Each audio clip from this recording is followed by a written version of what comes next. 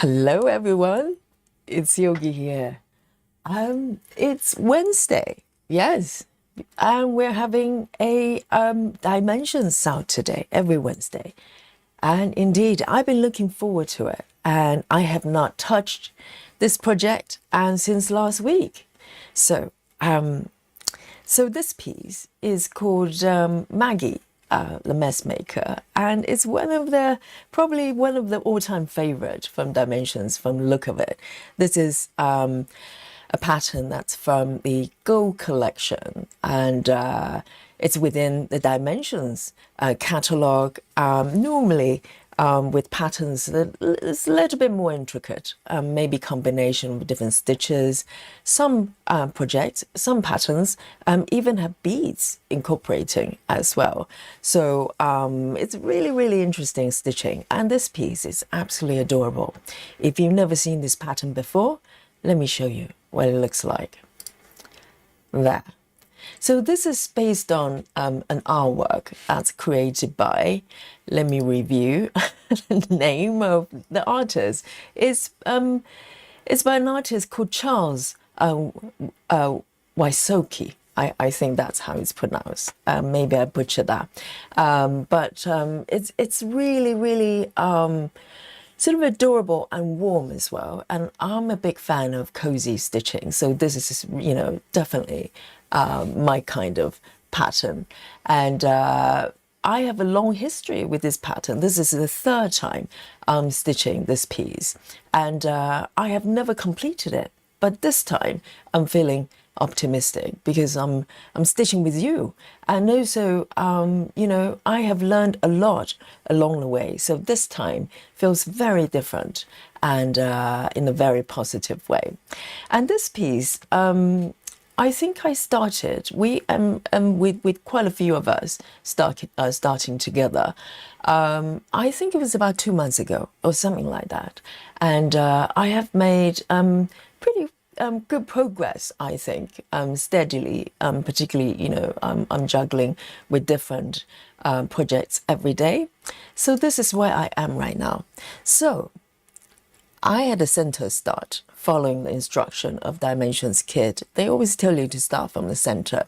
So I follow the rules like a good girl, okay? I started from the center, and currently, I haven't got the back stitches turned on, so this is purely just the cross stitching and 10 stitches. And this piece is incorporating a different type of stitches. Let me show you here. So I started from the center. This is where I am, and in terms of the percentage, currently, I'm just slightly over 4%. I'm quite happy with that. And as you can see, if you look at the left side panel, it's got French knot,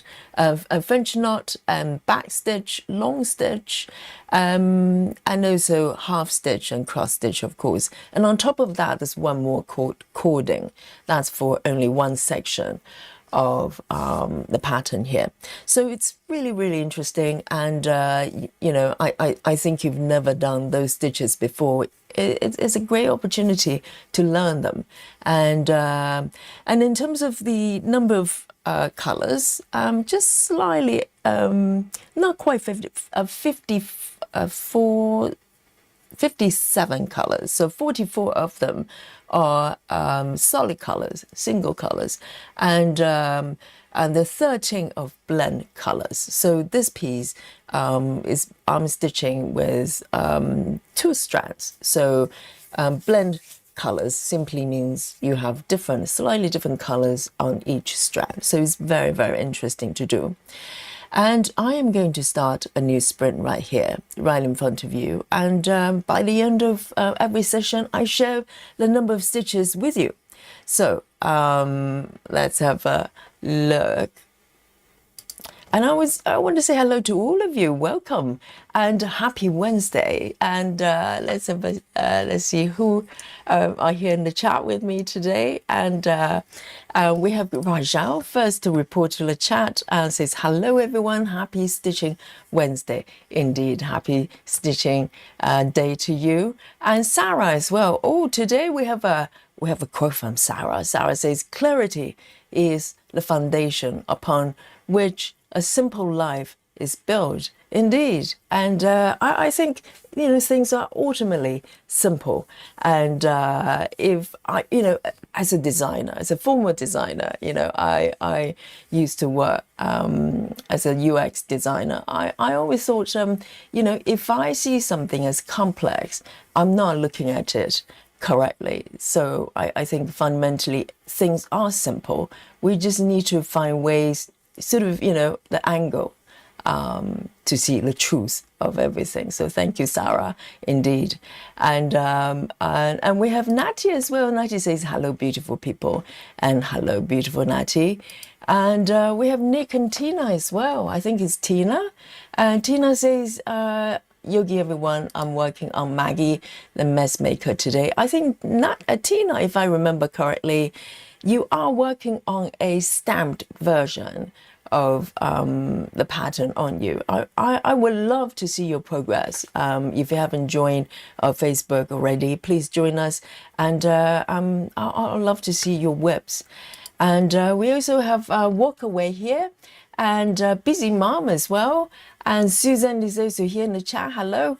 And Zoe. I think Zoe is our new friend here. Zoe Winters says, hello, everyone. First time being able to catch a stream. Unfortunately, I have to enter through the back door as I'm making bunny ears. Oh, with what? Are you knitting or are you just sewing? And, but yes, you're welcome to enjoy, to join us through the back door, side door, parachuting down from the ceiling. And well done for catching the first live here. And Suzanne is also here as well. And we also have Grace Halston, hello. And Chloe is here as well. Sound Stitching is back with us. And Victoria, hello. Have we met before? If not, hello, hello. Welcome. And also we have Amir. I think we met before, haven't we? Amir, I'm not going to attempt to even pronounce it. Okay, so welcome everyone. And so, yes, I hope you're armed with a dimensions kit here. And Maggie, yes, I cannot wait. So this piece I'm stitching on, I'm following the instruction of the kit. So this time around, I need to explain. So twice, I actually bought this kit twice in my life. And so, you know, in the span of about 10 years, I bought this kit twice. And but this time around, you know, I decided to just use my own material. So I got the fabric, which is 18 counts beige, and also I'm stitching with DMC floss rather than the floss came with Dimensions. So Dimensions have their own brand floss as well. And so in terms of the pattern as well, this time feels very different because I'm very lucky to have the PDF version that I can work with. So big thanks to Suzanne, who's also in the chat. So so I'm able to have it on my Saga app as well. So things feels, you know, in terms of stitching experience, I don't have to fiddle with paper patterns, which is great for me. So beige pattern, beige fabric. So this piece is pretty, I would say 95% coverage. There's two areas in the background. If you look at the markup there, they're where the wallpapers, where you can see, you know, by the curtains on both sides, the sort of beige area, that's actually the fabric. So those two areas are partially covered. So the background of the wallpaper is actually the color of the fabric. Other than that, this piece is pretty much fully covered. And so the color of fabric is important because it is showing through the design there. So with the lighting, you probably can't see very well, but it's slightly sandy color there. It's quite a nice tone.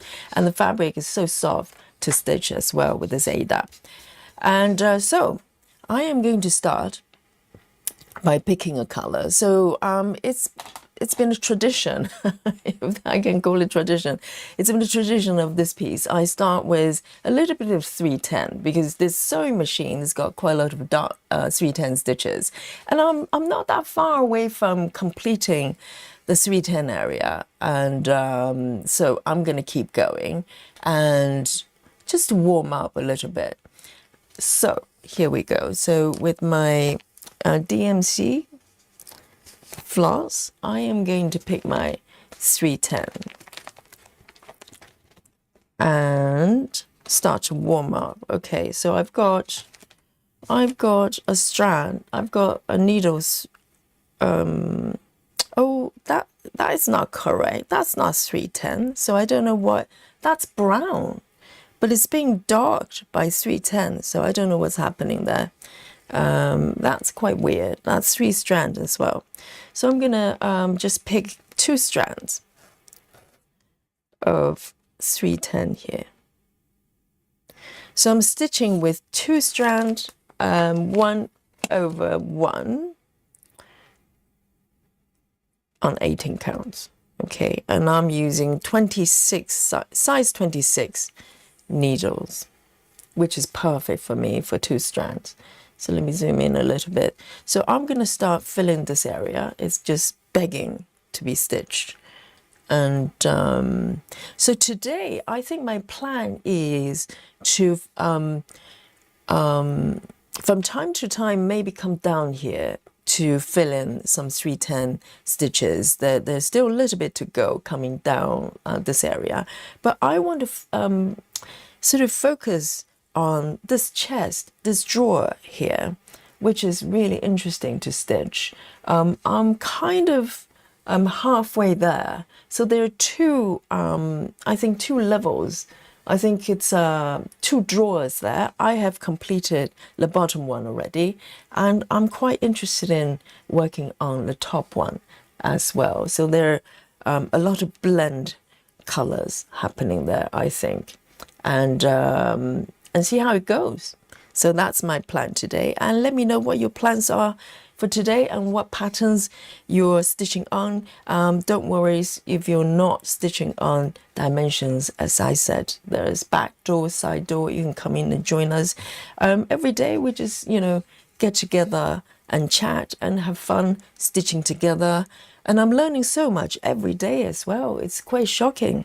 I've been streaming since almost daily since last June, and every day I'm learning something, and every day I'm having really interesting chat with you as well, and it's wonderful to see new people joining us every day, and how nice of you to come forward to say hello. And do not worry if you're lurking. By default I'm more of a lurker as well. But it would be very nice for you to come and say hello from time to time. Here, let me just snip this bit off so it's nice and even. And otherwise, it's a little bit confusing. Let me just cut that off. And let's have a look.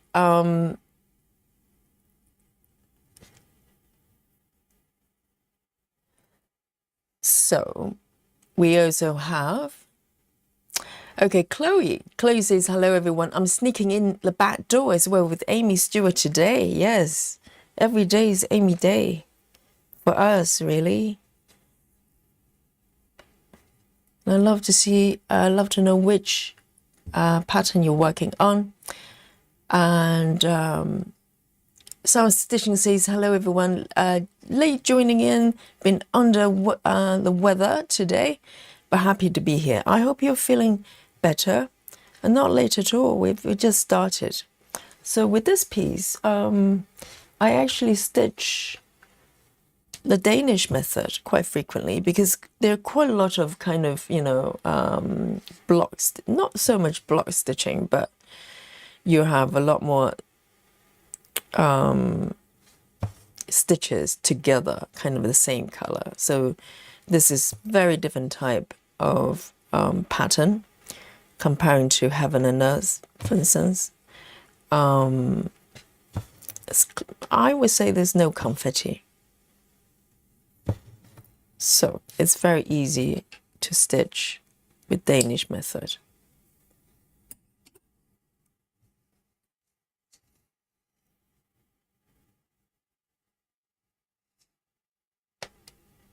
Let me just keep going here and warm up like my little fingers. Oh, so Zoe's sewing the bunny ears.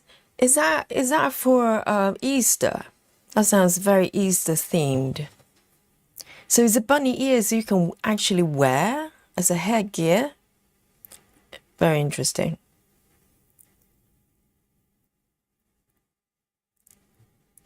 Victoria says, I'm the one who does the stamped because of headaches. Oh, I hear that quite a lot. A lot of times, not necessarily headaches. A lot of times when our stitchers are feeling kind of, just want to have an easygoing stitching session, they go for stamp kits. So you don't have to, refer to the chart, etc. I'm yet to try it at some point when I find a pattern. Hi, Clara. Great to see you. Yes, Clara is working on Maggie as well. I love to see your progress. And Susan is working on Frederick. Frederick, the literate, drinking coffee. I'm drinking coffee as well, Susan. And talking about coffee, let me take a sip. Because, a lot of times at this time of the evening, the throat starts to play to play out. Yesterday was bad. Yesterday, after the stream, I just head to bed and just crashed. I just fell asleep. I was exhausted yesterday, and been a little bit busy recently with things. So, but I had a really good sleep last night, so I'm feeling a lot better today.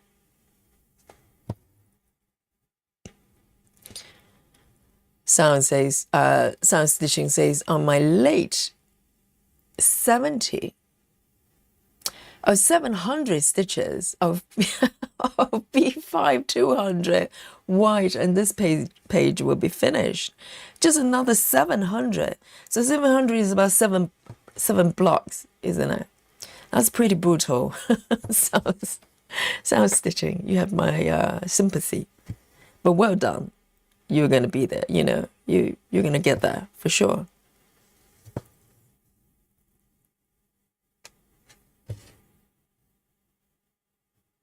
I'm just feeling really peaceful and really happy when I'm stitching Maggie, because this is like, a very old friend.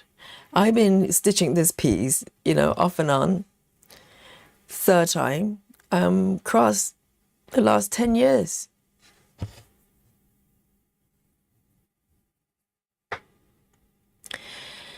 And Suzanne says, I'm parachuting in with my neighbor, Totoro. I need to finish this round of mouse, what is it? Malliston Manor. I have no idea what that means, but good. Yes, I think Totoro is anime themed piece. That sounds like fun. And Kaza says, I'm working on Angels of the Deep. Great to see you, Kaza. And Chloe says, I'm working on Amazing Animal Kingdom, supersized max colors, 1 page done, and only 1.6. I know, I do only have one supersized piece, that's Sleep Time. I'm not even 1% yet. So, Chloe, you're doing really well. My Sleep Time, I think, is a 0.6 or something like that. So, it's huge.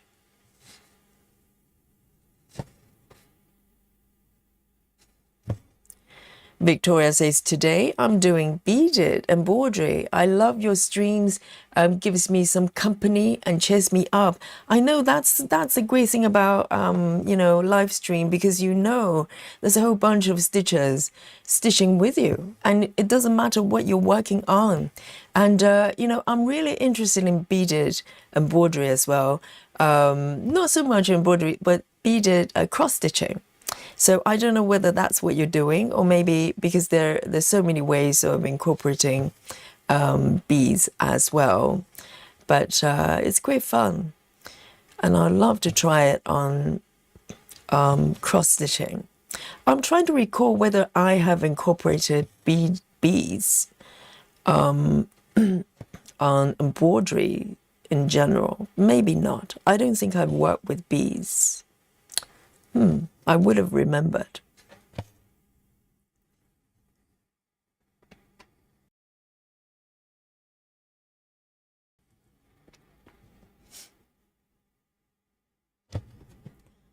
And I'm glad you're finding inspirations and motivations through the streams as well.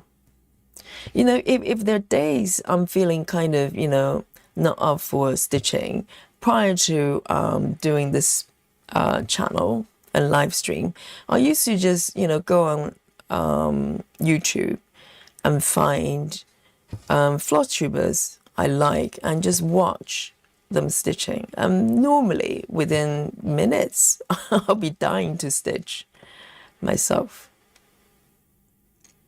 So, you know.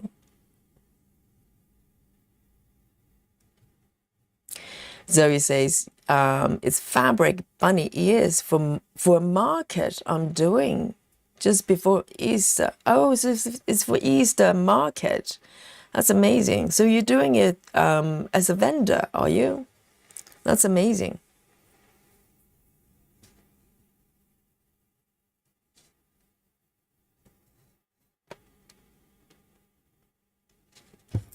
Yes, Easter is around the corner.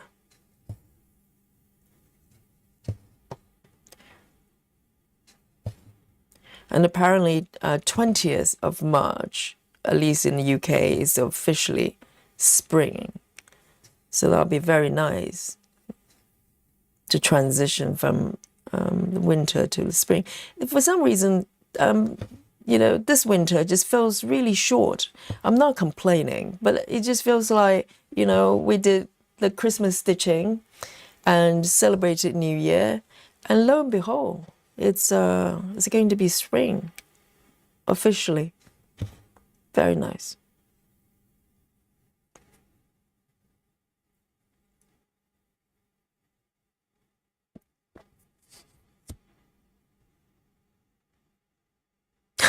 Suzanne, that is totally different.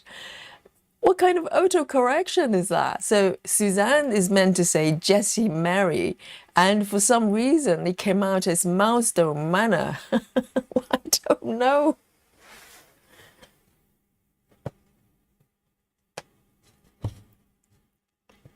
But either case, I have no idea what they are. I presume it's the name of the artist. Hi, Alison. Alison says, evening all. Hope you're having a lovely Wednesday working on my Alice in Wonderland sampler. Sampler, oh, very nice. This is so relaxing because it's literally just a whole, you know, 4 rows of 310. I can just keep stitching without having to look at anything. I love it. And let me just mark them.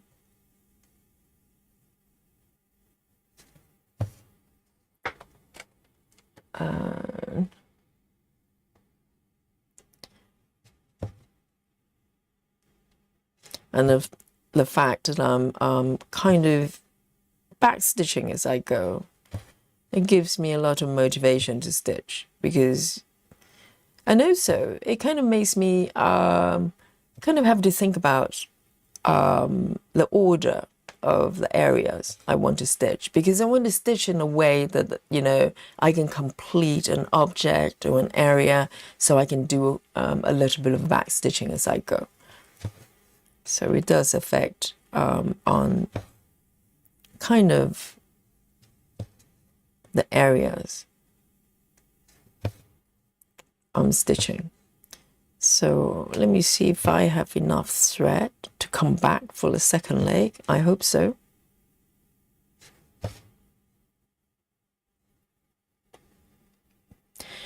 Hello, Janine. Great to see you. And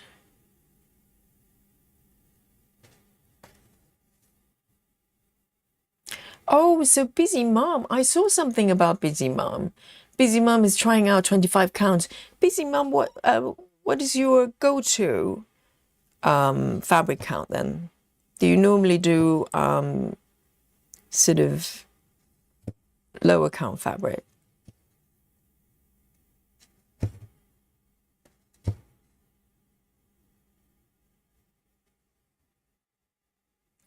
And Catherine Lackey is here. Hello, good to see you. Keza says it feels like winter has taken about 6 years. Really? I think for those of you who have had snowstorms and probably still covered by snow like Samantha, then, you know, the winter is not quite over yet. But UK this year, at least London, the winter has been, you know, quite uneventful.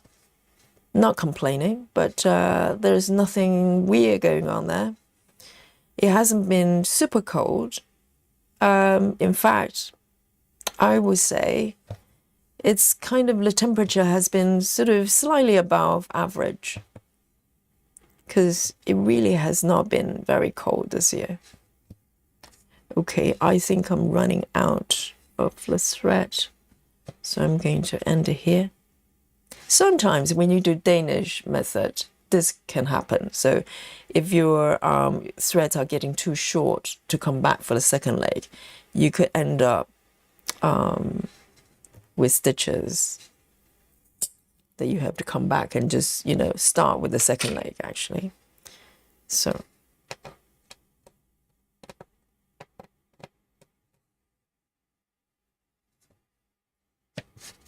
here we go. I'm going to grab a little bit more 310. I'll probably need a cone of 310 very soon.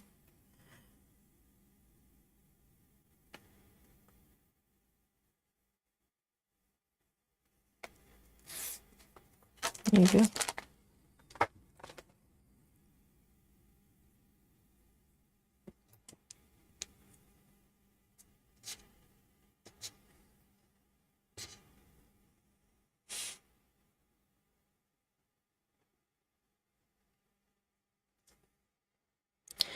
Sarah says, Sarah's working on Monarch. I reached 89 today. My goodness, 89%. Because if I remember correctly, Sarah is aiming for a summer finish of the piece. Amazing. Or maybe May. Was it May you're aiming for? Because you've only got 10% left.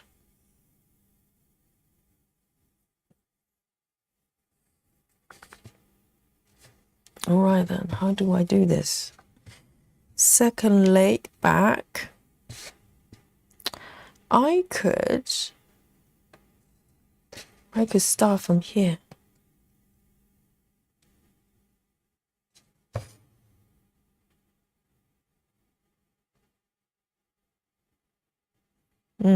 That feels weird. Okay, let me do it in reverse.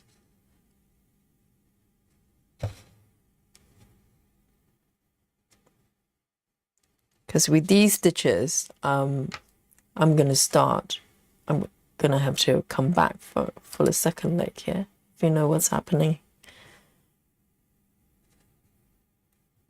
Normally I try to avoid this from happening, but it does happen from time to time.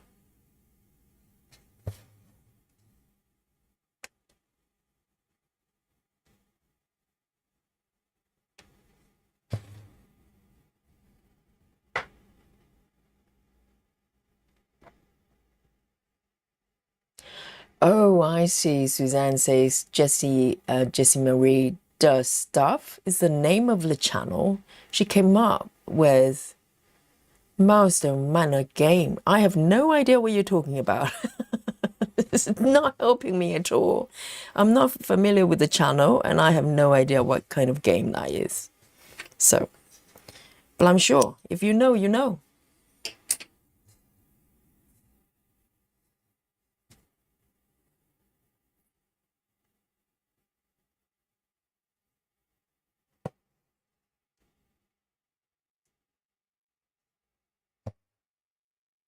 Busy Mom says, my go-to is 20 count or 14 count.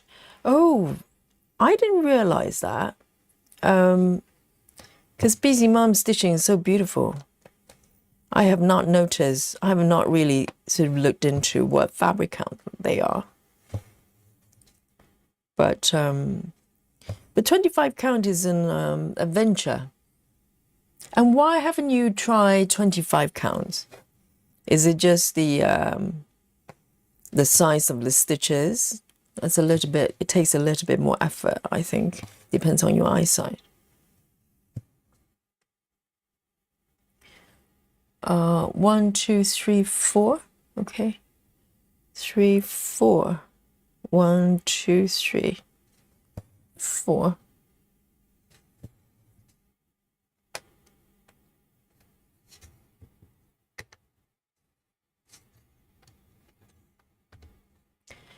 Hi, Nido. Great to see you.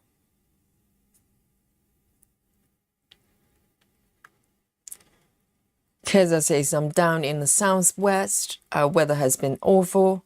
Non-stop storms. Is that snowstorm or rainstorm? And she says, today is the first day. Oh, yeah, I remember being no rain. Oh, dear. Yes, I think snowstorms and rainstorms, they feel very differently. I think, you know, in some way, I prefer snowstorm because rainstorms is just, you know, depressing. But UK weather being what it is, this year or the past year hasn't been too bad. But there were occasions, I do remember, literally you go through months and months and months of rainy days, literally. Normally, just, you know, it could be just shower, it could be just, you know, a little bit of rain or sometimes a little bit more, but just wet for months. And that can really drag you down mood-wise. It's very challenging. I don't mind being cold, but being wet is a little bit harder, I think.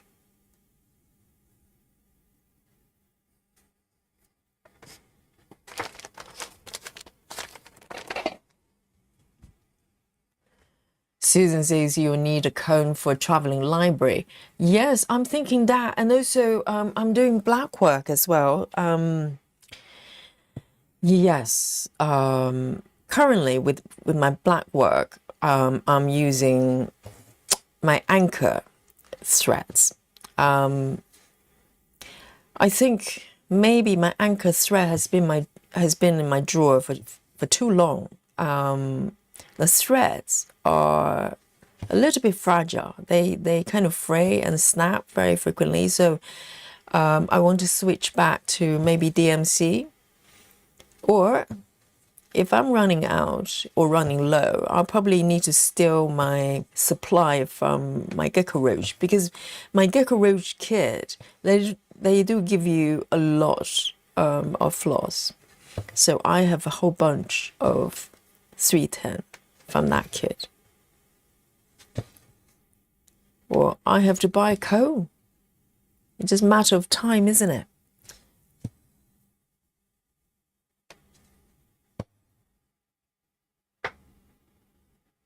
Sarah says, hoping for August finish. I'm sure you can probably finish before that. If you've only got 10% left, Sarah, it's only March. So no problem. You can definitely do it.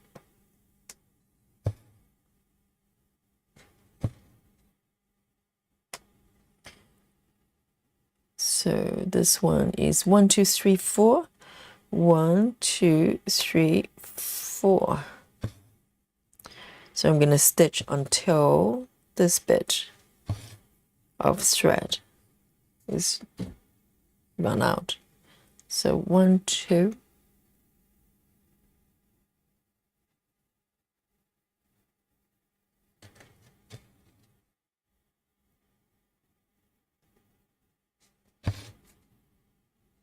I really like 18 count actually. The stitches are smaller than 14 obviously, but this is kind of one step before you move into more sort of even weave kind of felt. I think 18 counts, because if you go up, I suppose you can probably get 20 count Ada as well. But once you get to 20 count, it feels more like even weave for me. Hi, Mandy. Mandy Moran is here. And Suzanne says it's like a sort of dungeon game where you roll dice, move to a room and defeat a boss. Aka, a web. Oh, so it's kind of sort of in a web selection games.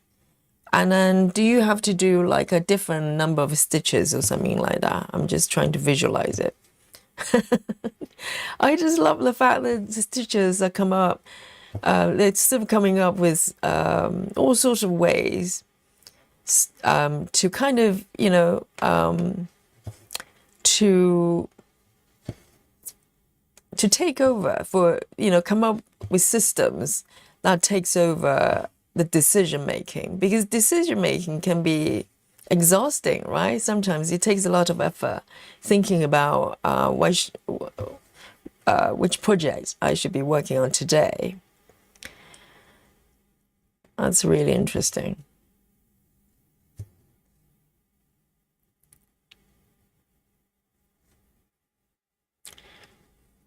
Janine says the game is just basically a fun new way to pick what web to work on. Yes, I think I get an idea.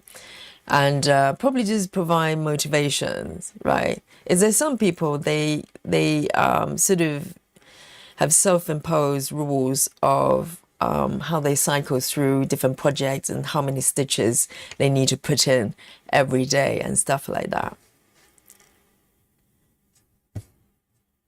I haven't needed to do that actually, probably because I cycle through every day and I kind of go by felt.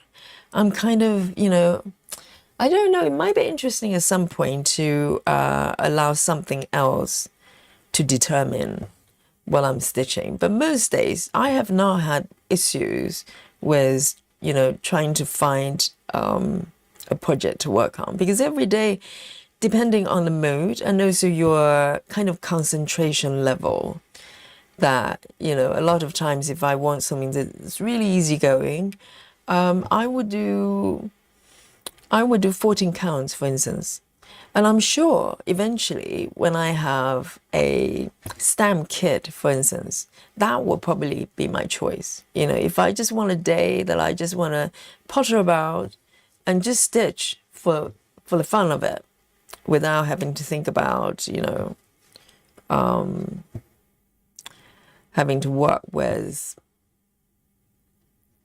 how do I put it, with charts, for instance, with patterns, then stamp kit might be fun to do, provided I like the stitching experience, which I don't know just yet.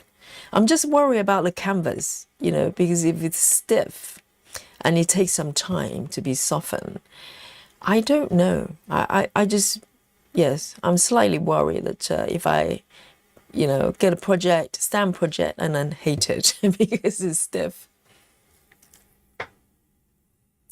Love Drunk, hello. Good evening to you.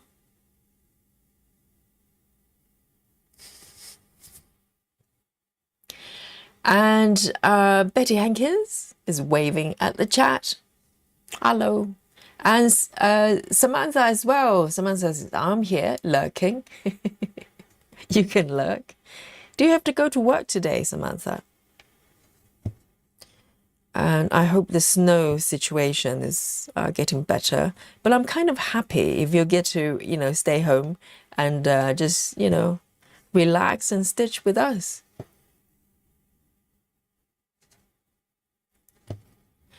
Busy Mom says, I did try it from time to time, referring to 25 counts, and hated it because I thought, but I thought I'd try again because I thought maybe if I go smaller, I could buy more fabric if I'm not sure about that. I see. Why did you hate it then? Is it just too small to stitch, or you just don't like the stitching experience? I do find, yes, the advantage of going higher in fabric count is obviously it's easier to find fabric, isn't it? And also, I find, at least in the UK, if I go up to 28 count, the fabric is a lot easier to find, and also it's cheaper as well. 25 isn't too bad either, but if you go, super size, for instance, or just full size, heaven and earth, it's a lot cheaper if you go up to 28.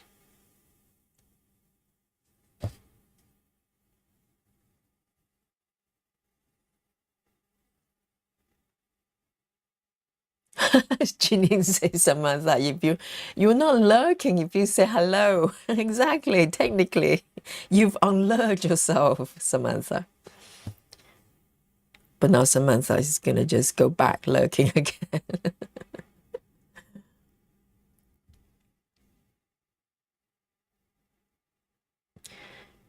So Suzanne says, I like 20 count. Think from now that would be my go-to. I'm trying to think. I've only got 120 count. So Suzanne, can you get, because I think my 20 count, I'm not sure what fabric that is. I think I mentioned this before. It feels slightly plasticky. I don't know what that is, and I cannot recall where I actually got the fabric. I would like to try 20 count with kind of even weave, or just softer fabric. Because the one I've got right now, I'm not crazy about the texture. Maybe that's why I don't want to stitch it. Try to avoid it. Okay, so this row is done. Perfect. That was very nice warm up. Hello, Ring.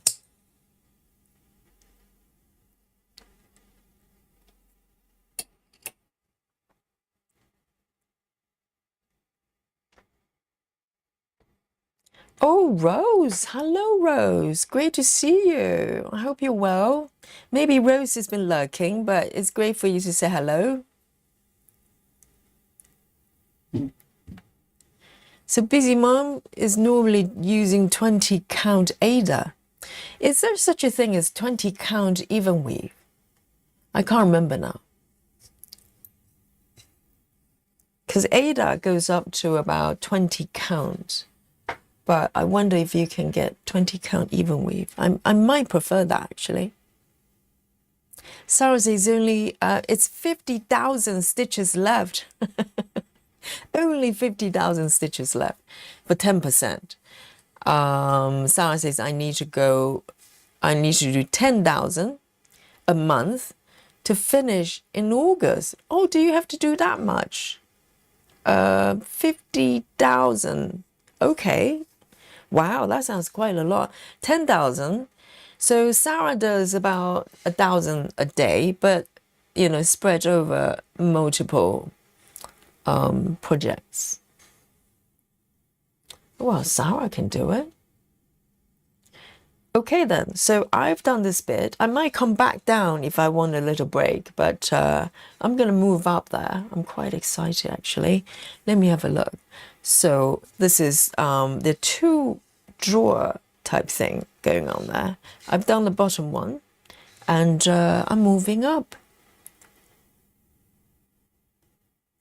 Oh, instantly we're doing blend color.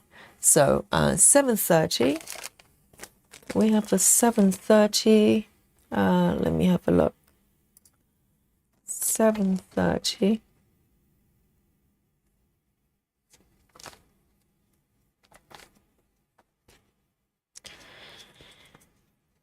We have 730.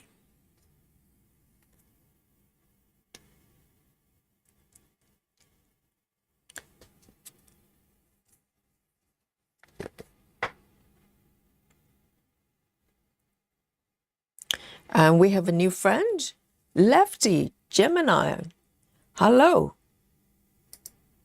Welcome. Say hello to Lefty.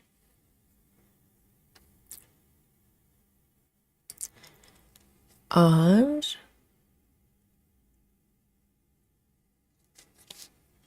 let me see, 730. That's down here.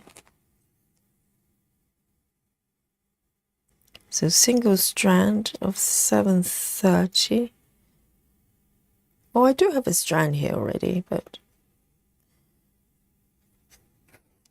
And 987. 987.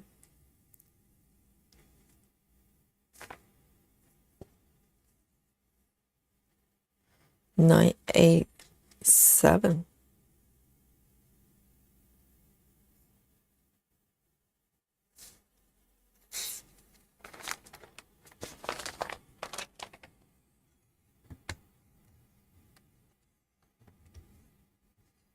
Janine says, I'm struggling terribly on my 28 count project, which I'm really trying to get some progress on. Why are you struggling? Is it the size of stitches? I mean, recently, for some reason, I'm just really into 25 count. I mean, yesterday I did Traveling Library, which was 28 count. I enjoyed it, but for some reason, 25 count at the moment, it just feels really nourishing. I don't know if that's a way to describe it. I just love the size of stitches right now. So sometimes, you know, whereas I think up to last year, end of last year, I was so into 28 count. So it changes from time to time. I think this year, for some reason, you know, I started New Year by stitching Sleep Time, which is 25 count. And also, which one's that? Vintage Toys as well. The new ones I've started, they're all 25 counts. I'm just really into it.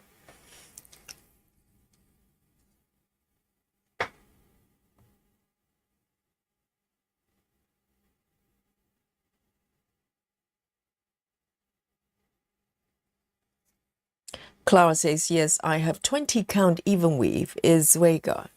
Okay, yes, if I were to start a project with 20 counts, which I haven't got any active whip, that's on 25. I'll definitely look up for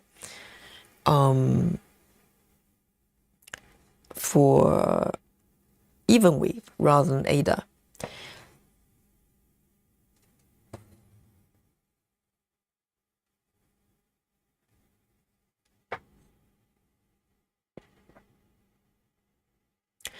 So Suzanne thinks 25 is too small to see.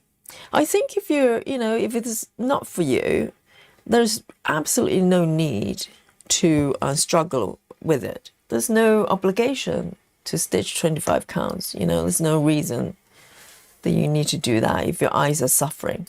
Oh, okay, I'm going to do a little bit of railroading, which I pretty much only do for this project because I want all the blend colors to come out really nice and even. And I really enjoy it as well.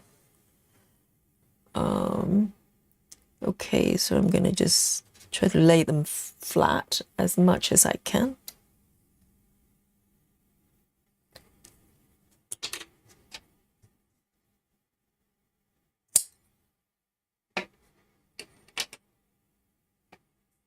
And I think it's worth it because all these, there are quite a lot of blend stitches there.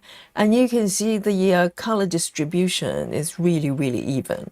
Because sometimes, you know, if you don't roll them, the two colors can kind of twist over each other.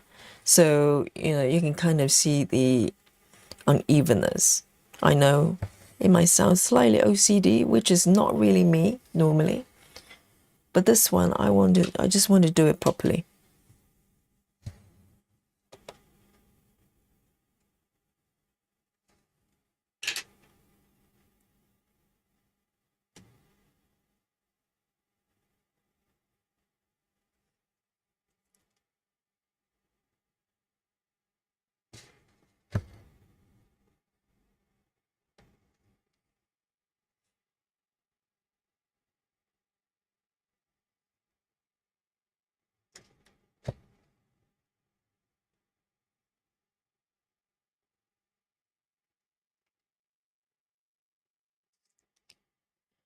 Samantha says, I went to my full-time job today, but I'm home now and trying to clean out the spare room. Wonderful.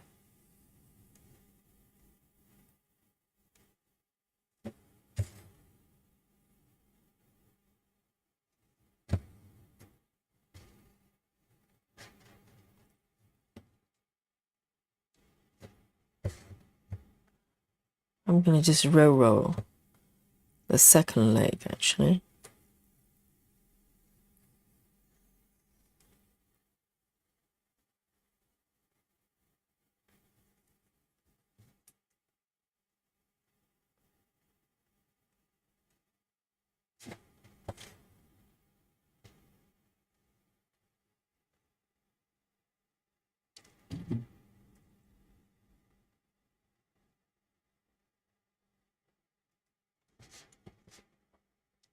Needle says, I just ordered my first 28 count fabric. So excited to try it.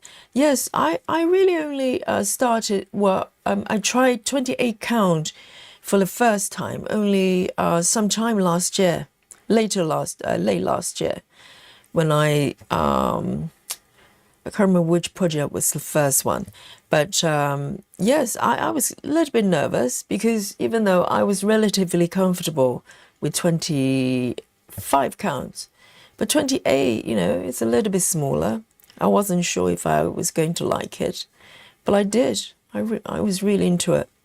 And also, you know, if you're comfortable with 25, 28, yes, it's a little bit smaller, but it's not that drastic.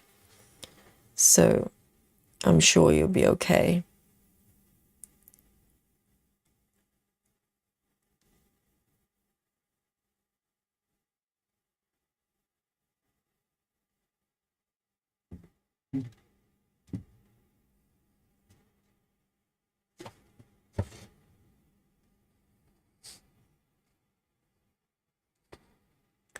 And Lynn Burgess, hello. Says, hi Yogi, sorted out some old kit, found the dimensions paper pattern, Indian peacock. So far I've been stitching it in hand due to thick, stiff fabric.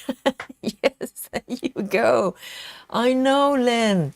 Yes, apparently, because quite a few stitchers, they started this project with me. And I think if you get the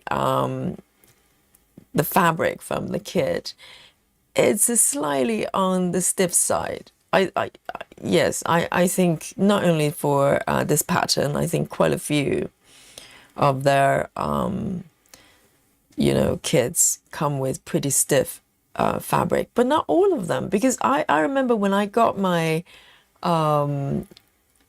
dimensions kit, not only this one and the other ones as well, I don't remember the fabric being super stiff.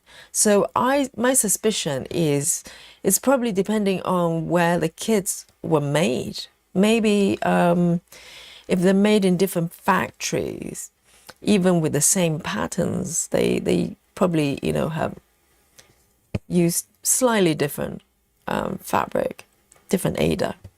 But yes, it's so stiff, the linen stitching in hand. But you can wash the fabric before you start, can't you? It will probably soften the fabric a little bit. That's one option. That's what Nikki did as well, and a few others.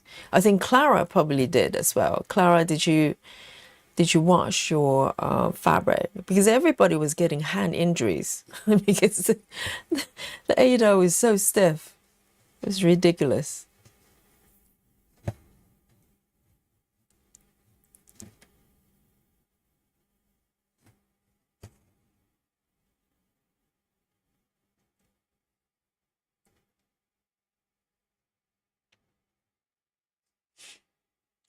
Janine says, I wish my eyes were 24 years old again. But a lot of 24 years old probably have, you know, heavily short-sighted. So no guarantee on that. And Janine says, but I still have many years to stitch, so I'm good. Yes, I think, Janine, if you start eating kale, okay, and incorporate some avocados, I think the eyesight will definitely improve. Yes, I'm not a doctor, but just saying. Maybe some kale, you know. Rose says, sorry, didn't mean to disappear. Been struggling with a couple of family members' health and trying to be there for them. Haven't been stitching. Oh, Rose. Yes, it can be very, very stressful and very worrying as well. I hope things are improving, and really great to see you. And I know, because sometimes, yes, it's really hard, isn't it, when you're fully preoccupied with other things. It's very hard to, you know, find a capacity to stitch, even though sometimes, you know, a little bit of stitching could ease the mind a little bit. So sending love to Rose, and hope everything is getting better every day.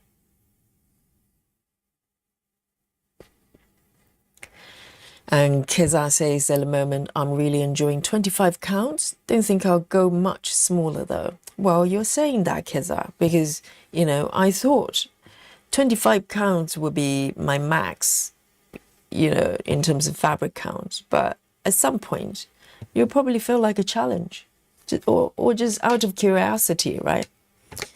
But it really depending on the eyes. If it starts, you know, if it starts to strain the eyes, it's just not worth it.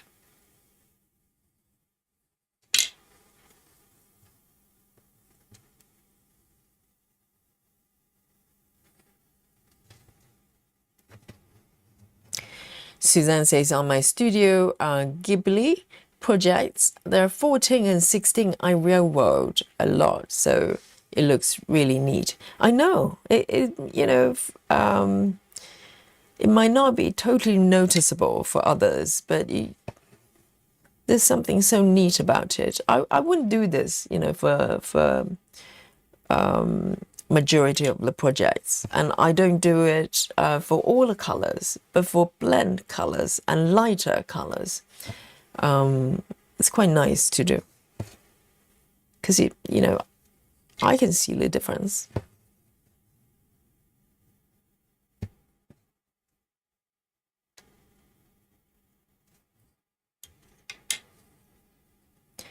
Hi, Cassie.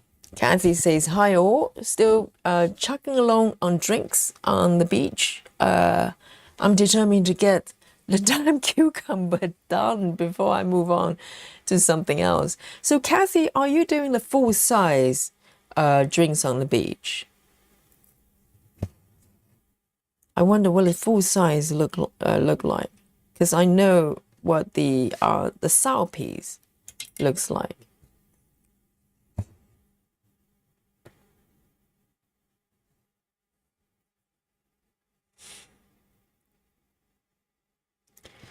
Samantha says, what's the will that everybody uses for determine what projects they work on next? The will of hope. Yes, I think, you know, quite a lot of stitchers, they use a spinning wheel to do it. And we do have a channel, World of Hope, World of Angels. That is kind of in the storage room collecting dust at the moment because no one is asking for it.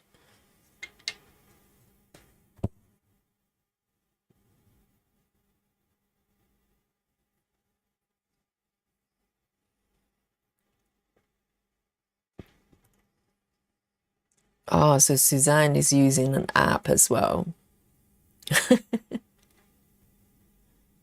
Clara says, no, I didn't wash mine. I folded it diagonally until it softened up. Okay, so that works as well.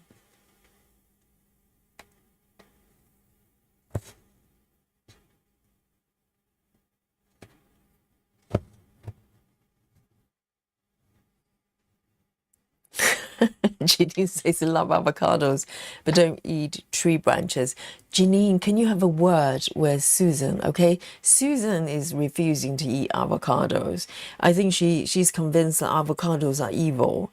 Janine, even though you refuse to eat tree branches, but you know, at least you're giving avocados a chance. Yes. Jeannie, yes, avocados are definitely mushy, okay? But so that's okay for Janine. So Janine's determine what to eat by how mushy they are. If they're not mushy, she's not eating it.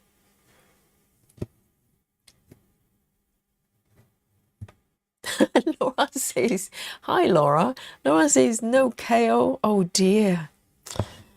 We need to lay down some ground rules, okay?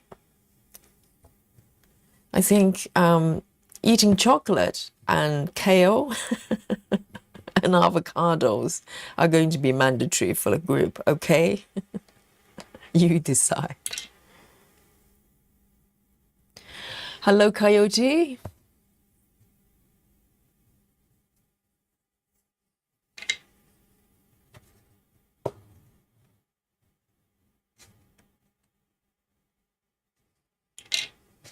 And you're welcome, Rose. I hope, you know, you've been a great supporter for the group. And so hopefully a time of difficulty, we can bring you sort of some comfort as well, just by being here for you.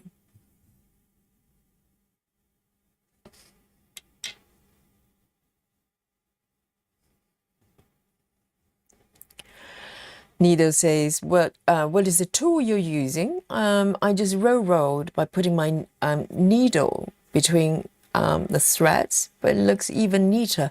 Yes, I think you could do it. I think what Nido is referring to is, I can do it here actually.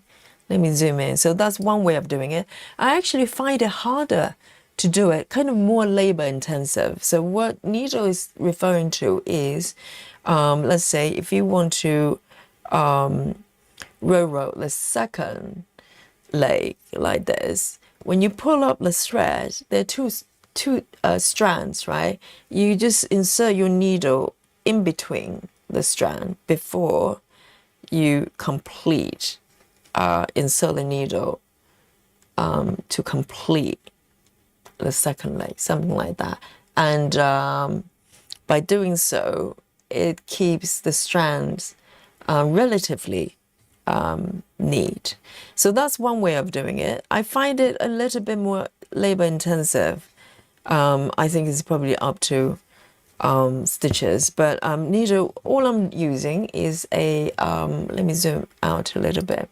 This is a, I don't know whether you knit. This is a cable needle for knitting. So I'm using it because it's just, you know, really smooth here, and it's the right size as well. They come in different sizes with these cable needles. I'm just using what I've got. And this one is a little bit too skinny for me.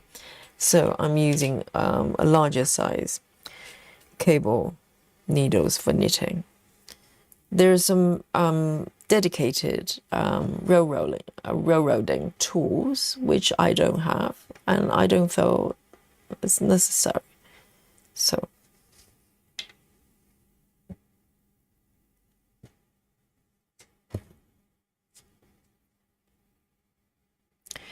Needle says, thank you. Do you think a regular knitting needle would do too? Technically, but they normally quite long. And what I love about this is quite short, so I can just pick it up very easily. Technically, if you use a long one, it's probably slightly fiddly to do. But you can just find tools around you. See if they're, you know, sometimes if you craft a lot, they're probably sort of different things. I have this thing as well. I can't remember why I have this. Guys, do you know what this is? This is a mystery tool I have.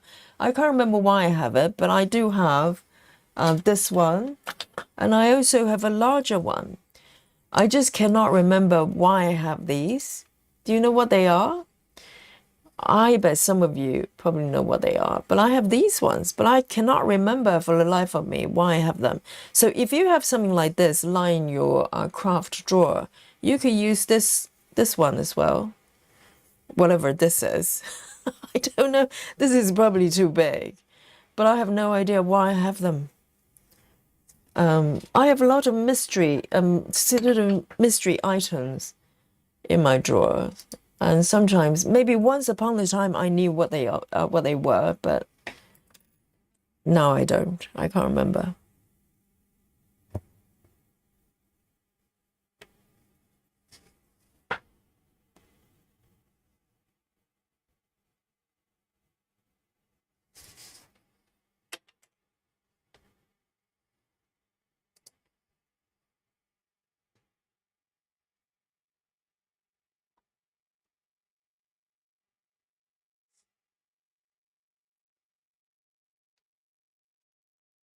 Oh, Clara says it's a laying tool. Do you think so? These ones. Is that for railroading? Why would I have these? I cannot remember when or why I have these. Let me zoom out a little bit so you can see. But this one is really big. This one's really big. Are they for railroading? That cannot be. This one is huge. What kind of stitching do you have to do to need it? It's mysterious. Hi, Joyce. And Lynn is here as well. Hello, hello. Hello to Lynn and the guinea pigs. It's a laying tool. What's a laying tool? So Clara says to railroad your stitches. Really? But what about the big one? What kind of stitching are you doing to need something so big? Suzanne says the larger one looks like no stepping. It is what? It is what you use to wind center pour balls by hand. Oh, do you mean for knitting? I cannot remember why I have these. Or maybe they came with something, because I have no recollection. I'm not even sure they're related. Are these two the same thing, just different sizes? It's a mystery. Do you think this so are you saying this one is specifically for railroading? Really? But it's really skinny. I actually prefer my my cable needle. Are you saying this is for railroading? Interesting.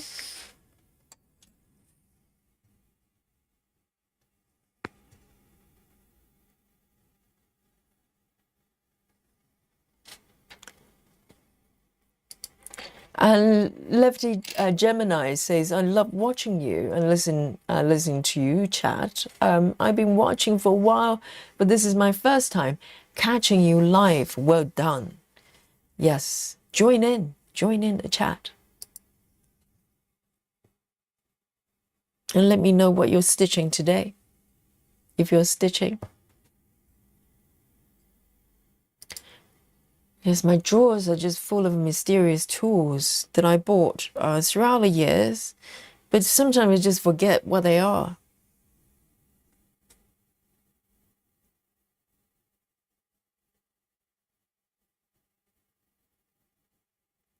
Janine says, "I use my fingers to railroad. Works great for me." Yeah, sometimes I do as well. So you could potentially just put your fingers through and do similar things. But I prefer, I think sometimes when I want to do sort of quite light-hearted railroading, I'll use my fingers. I think that works too. But I quite like my little cable needle.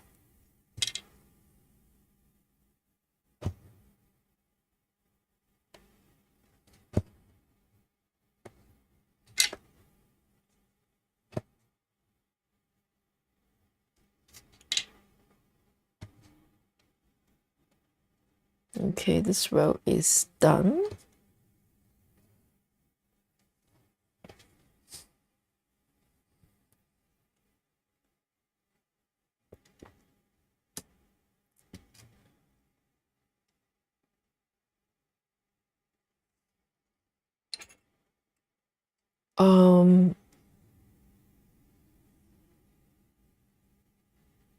So this one is definitely for railroading. I didn't even know, because I've been looking at this. Oh, and this is really pretty as well. Can you see there's a little, almost like a little diamonds. You can't see it here. It doesn't show. But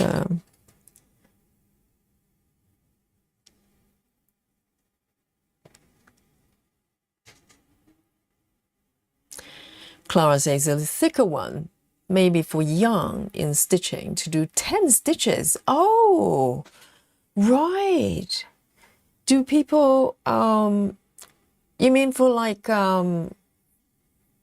needlepoint type thing?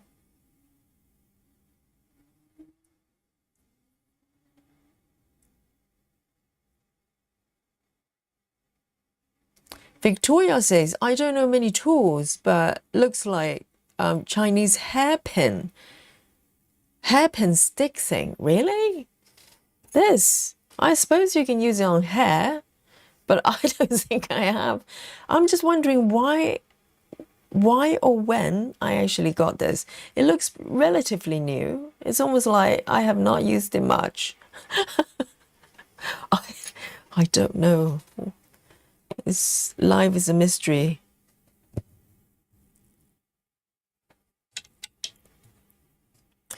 And I'm planning to do some spring cleaning for my little cave here, because I've got drawers and drawers of stuff.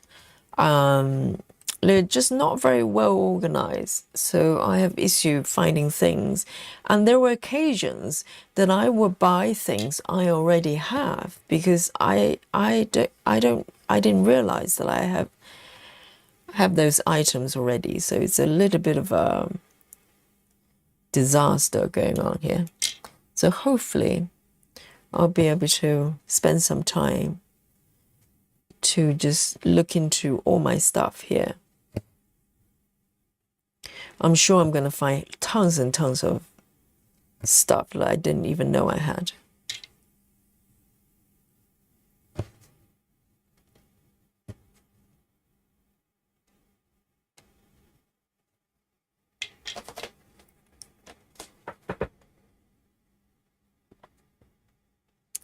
Sarah says, well, maybe railroading the thread will help.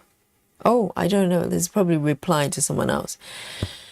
And Grace says, I'm heading out to my dance class. So I'll continue lurking on a replay. Enjoy the rest of your stitching season. Grace, what kind of dance are you doing? Grace is secretly doing dance without telling Yogi. Because Yogi's a dancer as well. I'd love to know what kind of dance you're doing. Break dancing, probably. You know, body popping, all that stuff, Grace.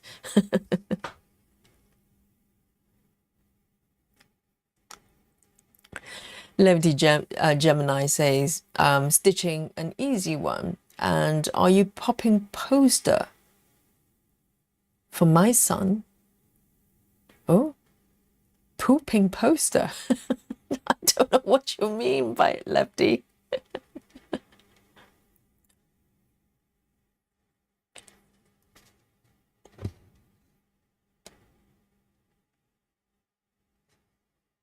Okay, 3 more stitches going up. I should have enough thread, just about.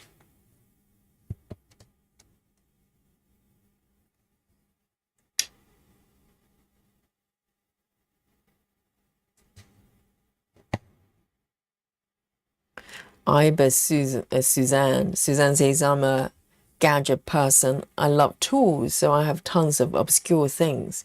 Yes, because throughout the years, very often, if I, watch someone doing something on YouTube, I'll go, well, I'm gonna get that as well. And a lot of times, and then I kind of get the thing, but then forgot about it. So I've got tons and tons of stuff kind of hidden in my room here. Okay, so I am going to end this bit here. This is looking very nice.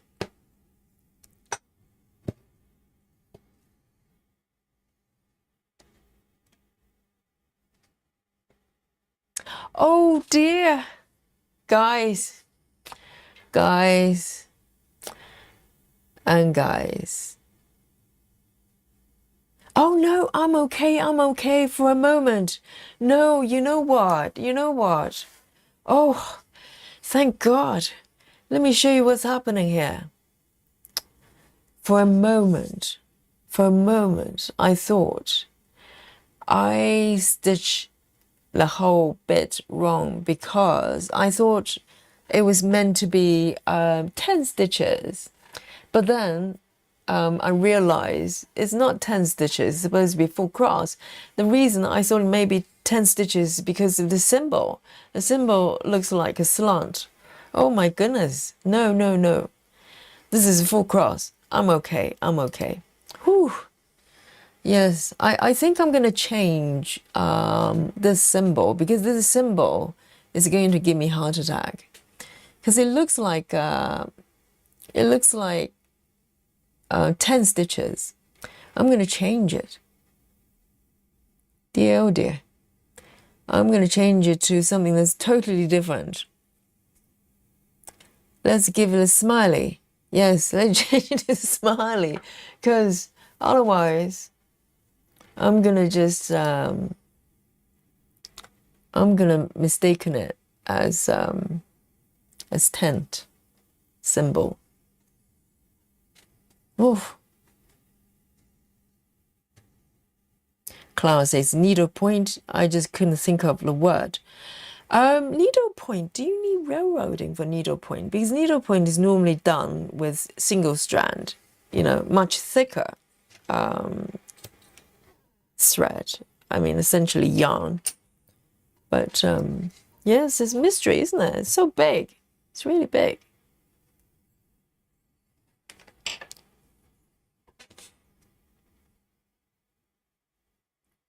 All right.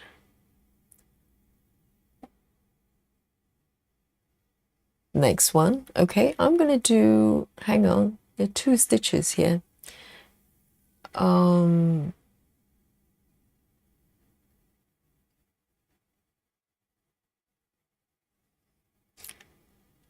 am going to do,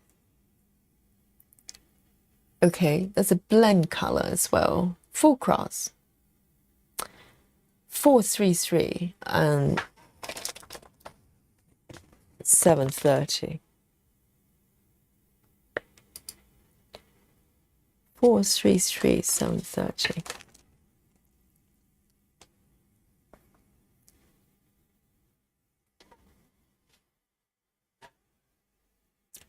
Hi, Auntie. Auntie Crazy is here. And, oh, Auntie's still at work. Auntie says, can't wait to leave work and get to my web. Yes. Sneak out. No one will notice. Yes. Great to see you. 433. 433. Oh, yes, I've got some here already. 433 730.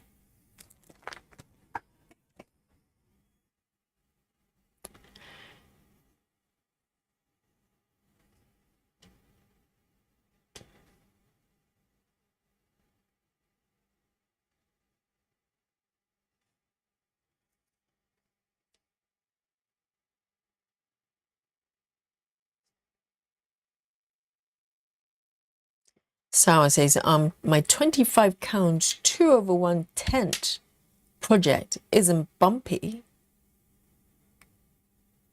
What do you mean isn't bumpy? Do you mean is bumpy or isn't?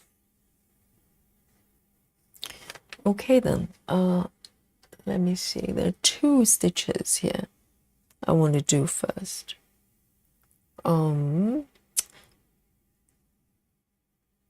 Let's have a look. No, I'm going to part this one first. 433, because I want to stitch in order. I think I'm going to do this one first, which is 730 987. 730.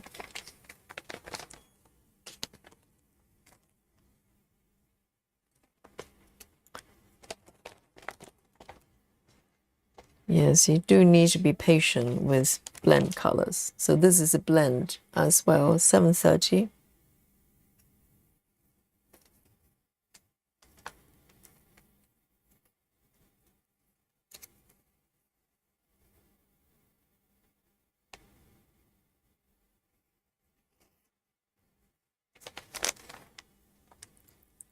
And 987.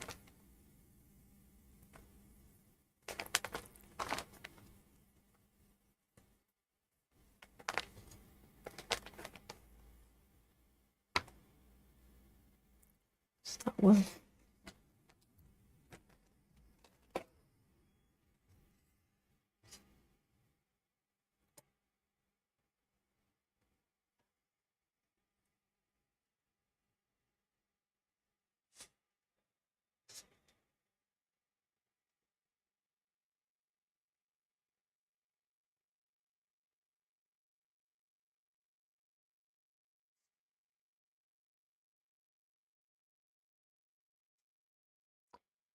Oh, Kathy's talking about the drinks on the beach.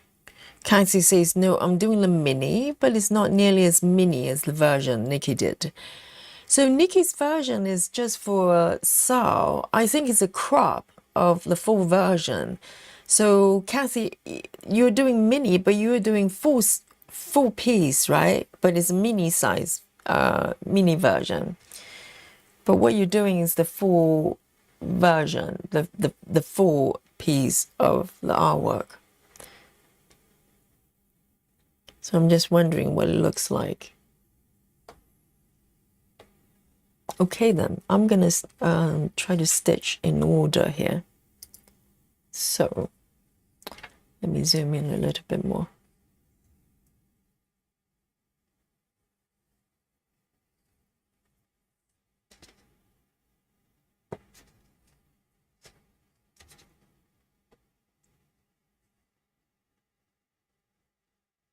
See you later, Keza. Hi, Robert.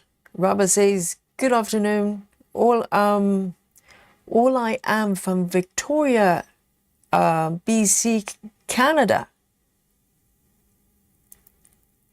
Oh, good afternoon all. I misread it, sorry. First time here. Thanks so much for having me. Great to see you, Robert. Not this one. Let me highlight. Say hello to Robert. Gentleman Stitcher, I'm guessing. And good to have you. And well done for finding the stream.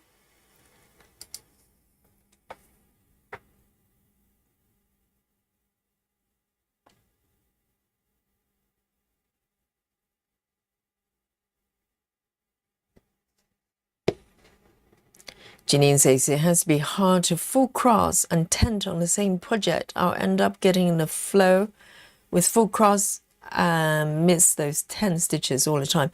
Well, it's kind of part of the challenge for a piece like this. You really need to pay attention to the chart, and otherwise you could make mistakes. But it's kind of part of the fun, I know.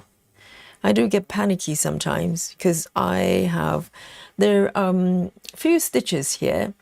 It's not just the fact that there are 10 stitches versus full cross. Even within 10 stitches, some of them are 2 strands and some of them are 3 strands. So you really need to check the chart quite closely. Otherwise, it's very easy to make mistakes.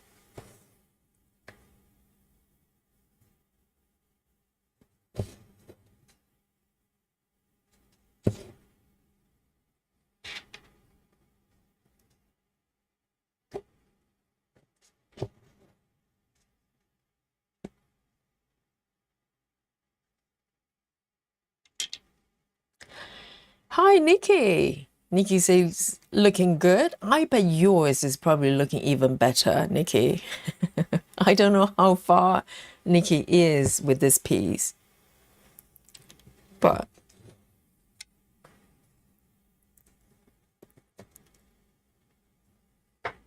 great to see you, Nikki. And how's your Etsy shop doing? And what are you selling exactly? I need to know. So Nikki has been very sneaky recently.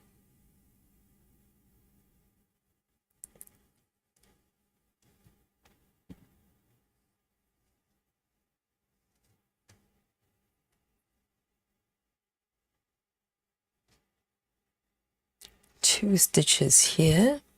I've finished. And Robert, are you stitching at this moment? What kind of project do you normally work on?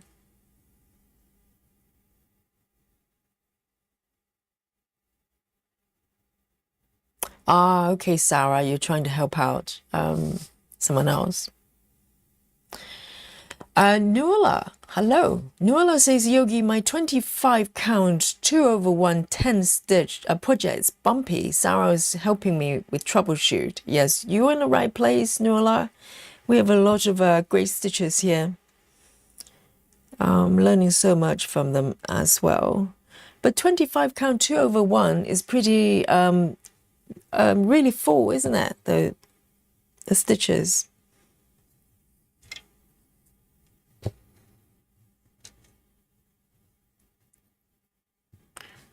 I've never tried 2/1 tent.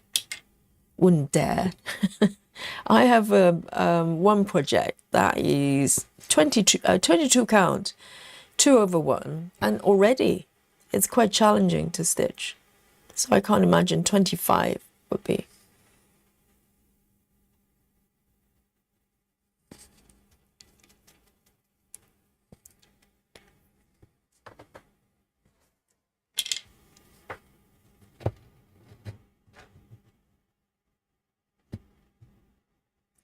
Okay, 1, 2, 3, 4.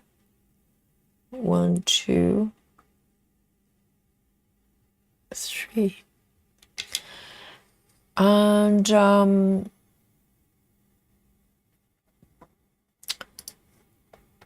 And is it Dedra? Dedra Diary. Hello. Thanks for saying hi. Say hello to is it Dedra? Okay, I butcher names, you know. You get used to it.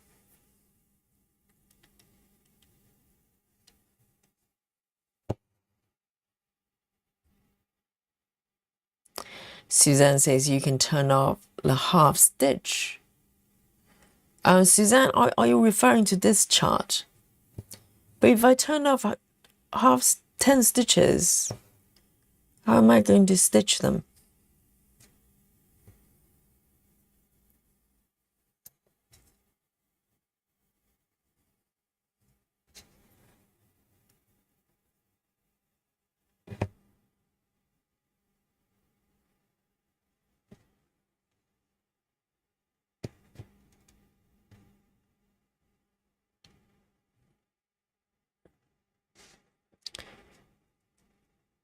Betty says the Robert that does floss tube. Are you a floss tuber, Robert?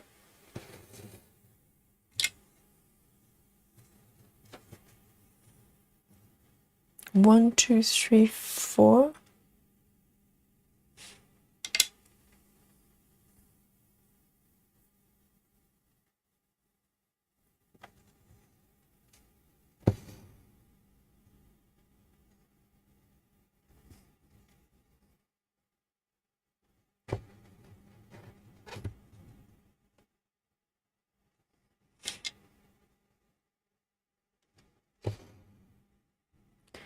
Robert says, I have done cross stitch before. It was really hard for me to understand everything. I do diamond painting. Oh, so Robert's a diamond painter. Natty is a diamond painter as well. I bet there are probably a few others as well. One, two, three, four. Let me do these four and then two more.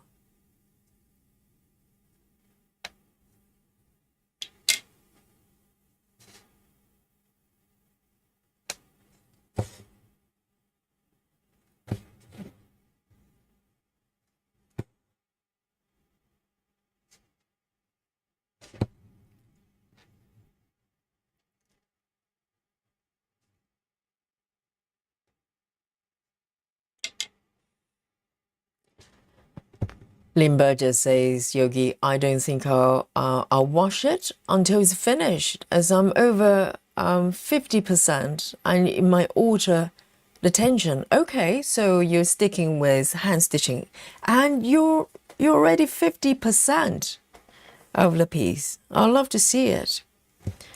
And and also I think if you're, you know, if you enjoy hand stitching, that's quite nice as well, hand sewing. I tried it a couple of times. I had a hard time doing it.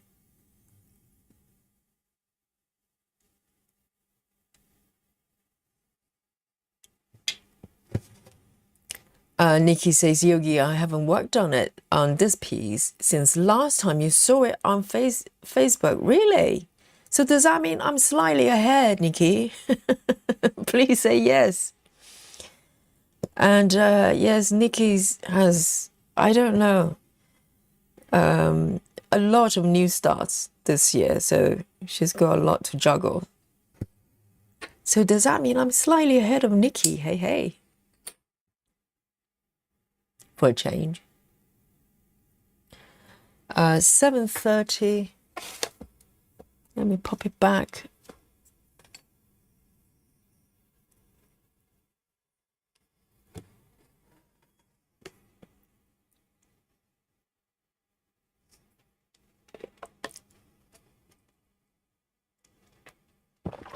Oh my goodness, Nuala. So you're stitching 2 over 1 on 25 counts with CXC. Darling, are you looking for trouble? I try to stitch, I'm trying to think, 1 over 1 with CXC on the 28 counts. My goodness, that's pretty full as it is. 2 strand. 2 strands on 25 count CXC. No wonder.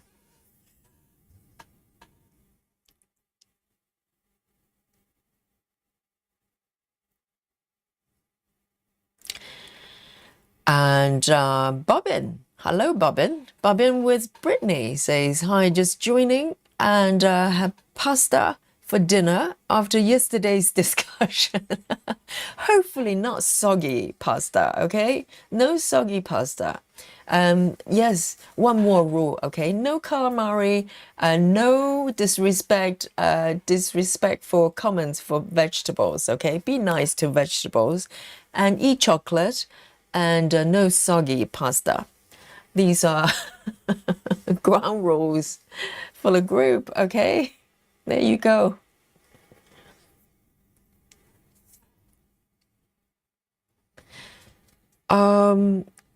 Lynn says, Yogi, can you explain, sorry, I can't even say it. Can you explain gridding to me? I never do it. Lynn, you never grid? Do you mean gridding, as in drawing lines? So Lynn is a non-gridder, are you? I can show you how I draw lines. Hang on. Let me have a look. So, Lynn, if you're talking about drawing lines, it's very, very simple, really easy to do. Depends on the fabric. Obviously, if you're doing like 28 count is smaller stitches to count. But all you have to do is to use a pen and full of fabric and just count. And you grid it the same way as your chart. So you follow your chart, right? And you just count to 10 sideways and 10 downwards. And you make a mark and you start drawing lines. I can grid a couple of them for to show you, Lynn. So you just count.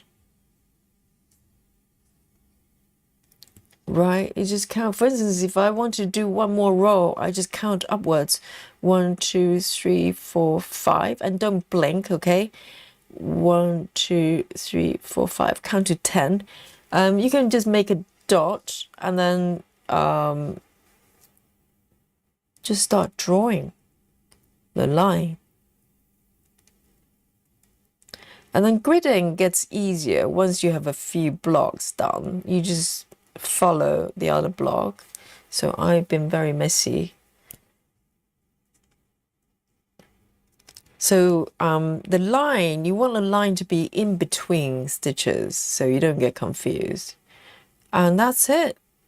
And just keep extending the block. Oops, there you go. Bad example. That's already incorrect. So I normally grid as I go. I do not recommend gridding the whole lot because if you count one block incorrectly, everything else is incorrect.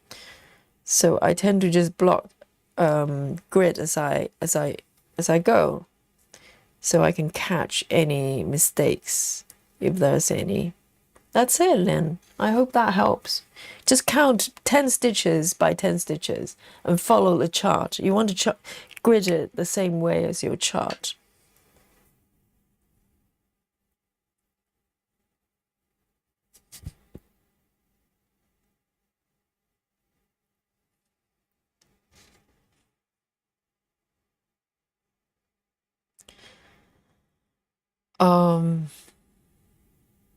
Oh, Suzanne is referring to back stitches.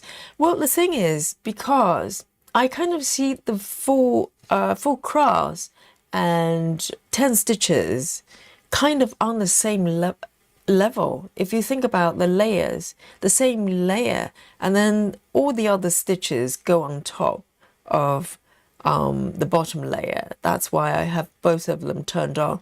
And also I like to work in order. So, you know, I suppose I can turn them off, but it's a bit of a hassle, isn't it? Yes. I kind of see them on the same layer, if you know what I mean.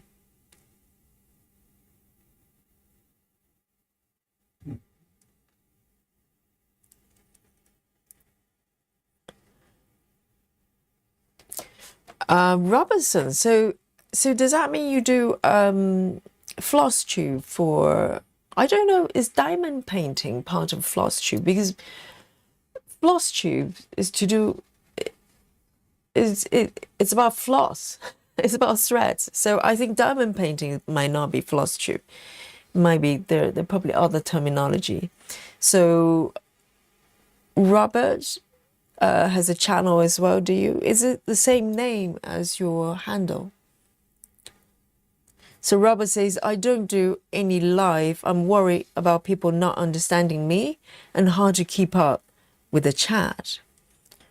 Right. But I think I think the great thing about live chatting is the fact that you can go back and forth, right? Even if you don't, if you don't get something for the first time, you get a feedback from the chat, and then you can explain further. So, okay then. So now I can do. So these ones I've done. Hang on, have I? No, I haven't. So I'm gonna do this one. 433, 433. Okay then. So a lot of blend colors in this area. So this one is also full crosses. 1, 2.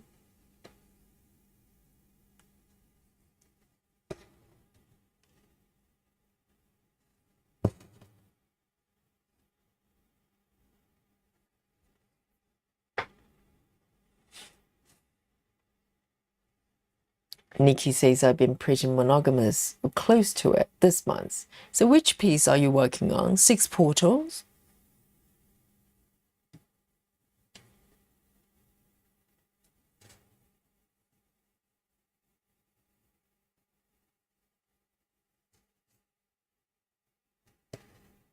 Whoops.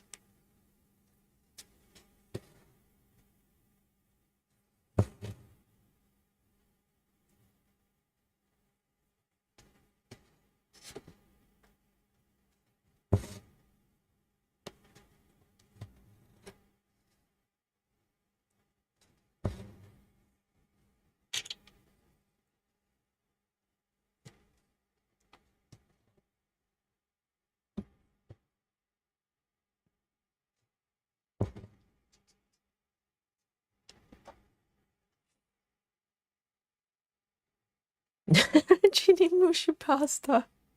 It's banned now, okay? It's official. No soggy pasta, please.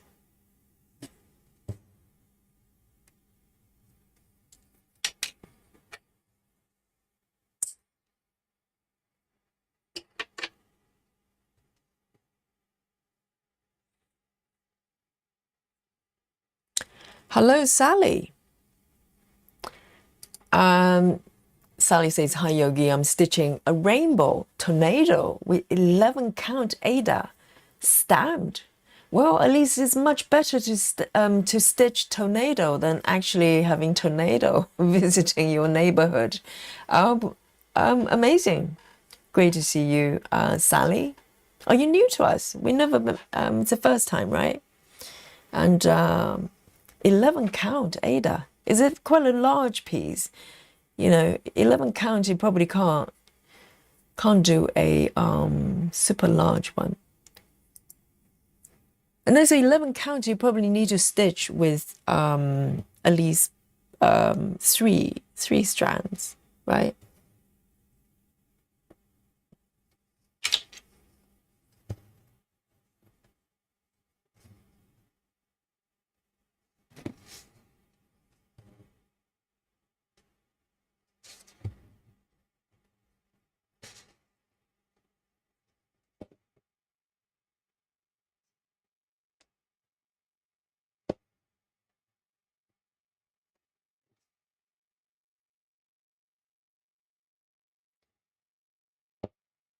And see you later, Nuala.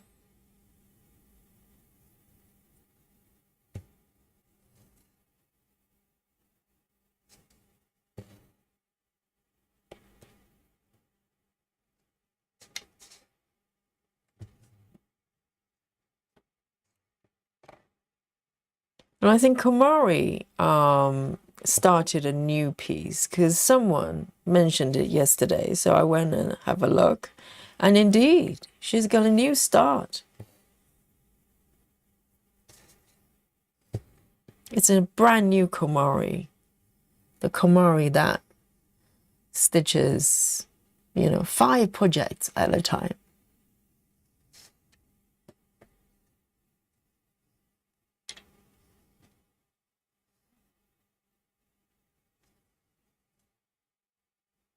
Okay, then I'm going to end this one. I don't know, shall I take it over? 4 stitches is a little bit too much. I'm going to end it here.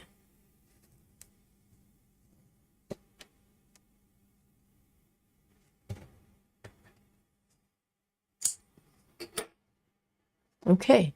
I'm going to move over here.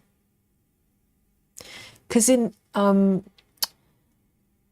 this time, with this piece, I'm kind of managing my starting and ending of the threads from the front, whereas previously, twice that I stitched this piece, normally I will flip over, and for instance, I ended my stitches of this color here, and the next stitch that's closest to this location is over here, which means I have to skip over 4 stitches, which is very far. So in the past, if I had to do that, I'll flip over and thread my thread through.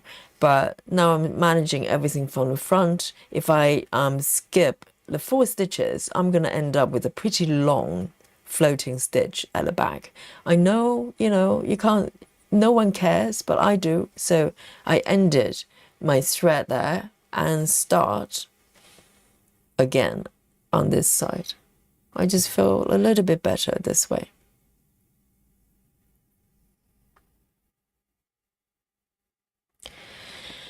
And Cassie says, I missed the stream yesterday, but put it on when I went to bed. Of course, I fell asleep and woke up to talk of vegetables. Don't recall mushy pasta talk. My goodness, how long was that stream? And that was a very short sleep. If you fell asleep and woke up with vegetables, we're talking about maybe, 2-3 hours of sleep. Yes. Mushy pasta was mentioned yesterday, okay? And apparently someone in the chat prefer pasta mushy, okay? And we all know that's not acceptable. And for polite society to eat mushy pasta. So it's officially banned by the chat, okay? In the group. We do not accept mushy pasta.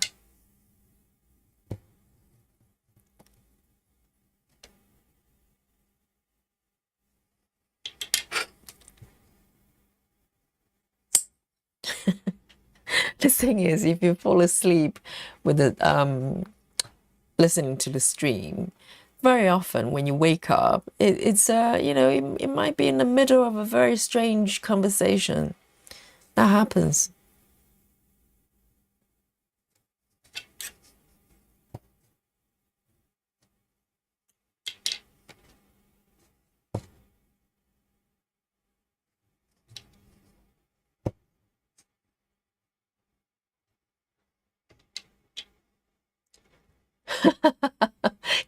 Janine says, no al dente anything. I'm trying to think of something. This has to be al dente. Ah, what would that be then?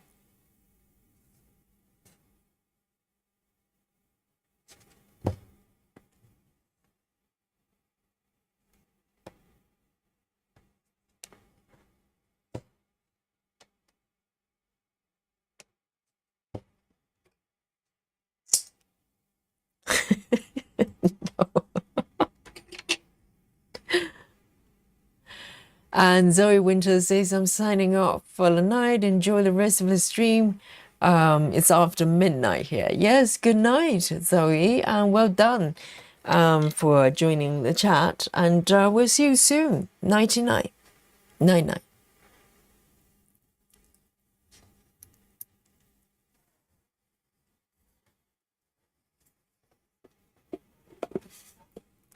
Janine says, I just counted my wheels. Auto correction. Webs. Okay, Janine, I know. I'm just teasing.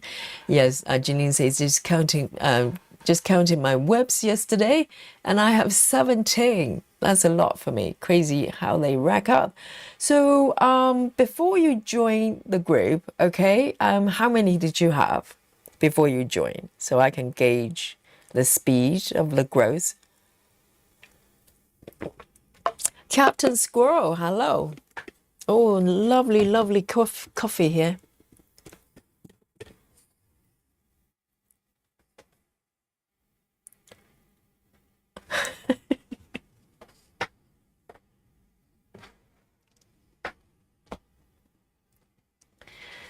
Well done, Sally. What's 40 by 40? Oh, the size of your web. So 40 by 40 is quite small, isn't it? 40 can't be 40 by 40. 40 stitches. So we're talking, are we talking inches or not stitches, surely? 40.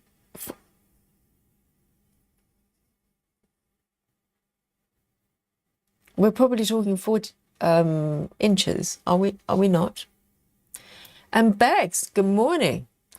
And Bex says, looking good, Yogi. I know I do. No, I think Bex is talking about my web, okay? But thank you.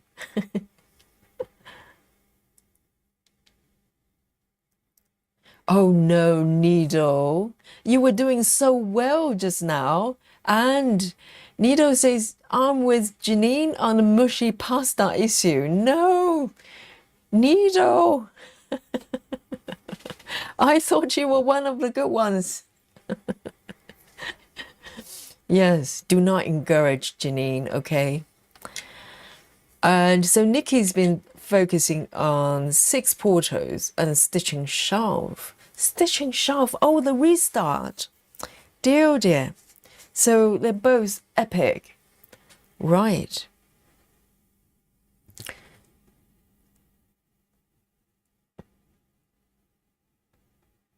And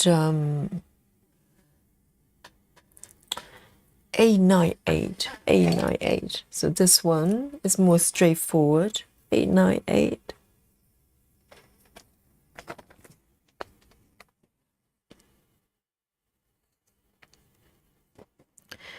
Yeah, I have to say, 6 Porto is quite stunning. It's very well charted, I think.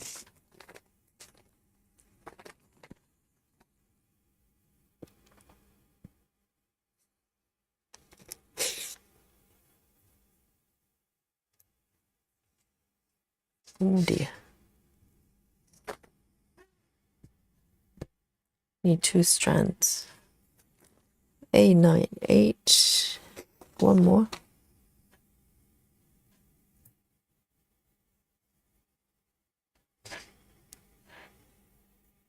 Cassie says pasta needs to be al dente. I know. That's what I've been telling Janine.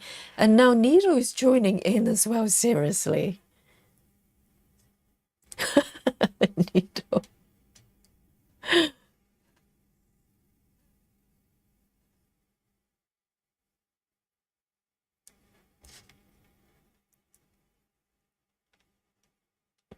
Janine says, Cassie, no, you should not have her crunching when eating pasta. There's all kinds of wrong. Yes, but you shouldn't be able to drink your pasta either. You need to be able to, you need to chew, okay? If you don't need to chew, there's something wrong with it. That's a great way to gauge it. And Janine, please do not go to Italy, okay? Take my advice. You're gonna have a meltdown there. You won't be able to eat anything. This pasta over there is very, very al dente. I think if you go to a restaurant in Italy and ask for, mushy pasta, they probably ask you to leave. They just go, no, no, Ginny, no pasta for you.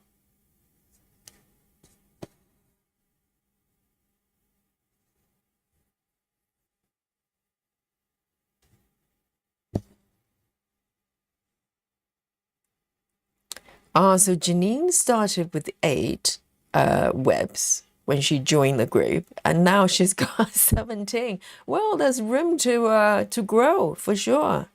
You know, the year is still young. We're in March.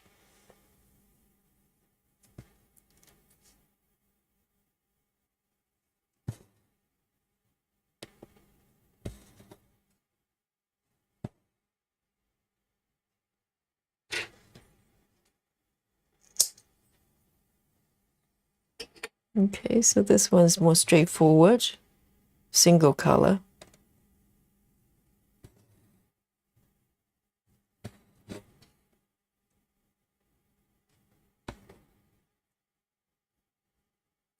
It's really pretty, isn't it? This chart. And I haven't even done the back stitching yet with this bit.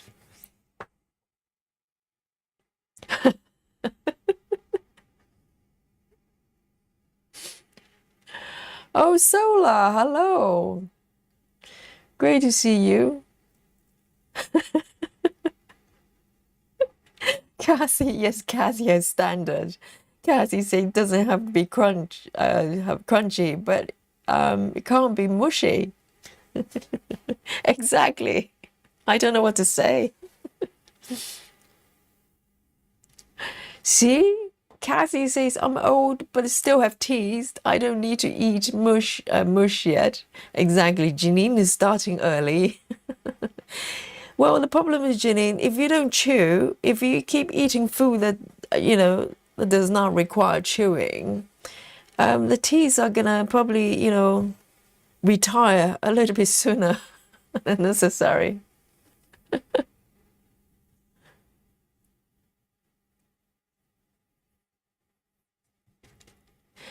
So Stitching says, I love watching these lives. It keeps me company while hobby is working. I have favorite pieces that you stitch on.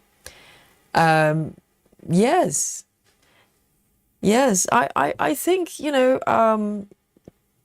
majority of us probably don't have people that we know of that actually stitch this type of projects. I know knitters, I have friends that knit too, and but I don't know anybody that stitches. So sometimes you feel like you're, the only weirdo in the village doing this type of stitching, and so this community is tremendous. We get to chat about things that probably sounding totally weird for people outside this group. And we get to learn a lot as well. And also, because it's live, so all the stitchers are stitching together, and it's great. So I'm glad you're enjoying it as well. Janine says, my pasta isn't liquid. Are you sure? Can you not drink it? I don't believe you. I bet, Janine just splits everything in a blender and just drink it down.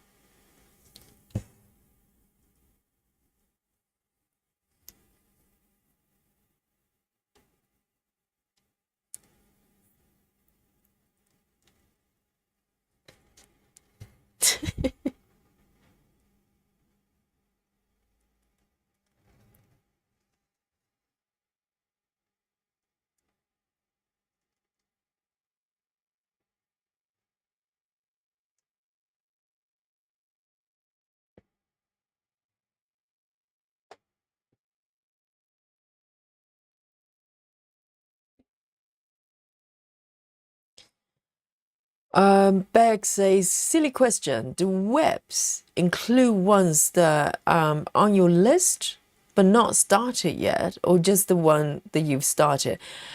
Bex, I think it has to be started because it's basically short of work in progress. So it has to be something that you have started already. But also there's some question, maybe some debate over projects you have not worked on for a long time. So not so much abandoned just yet, but maybe something that you have not worked for, I don't know how long. At what point, I think the question will be, at what point the project you have not worked on for a little bit becomes a non-web? You know what I mean? Because if you think about the meaning of web is something that you are actively working on. So, I have not really abandoned projects just yet, but I have a few that I have not worked on for a little bit. So, but it has to be something that you have already started already.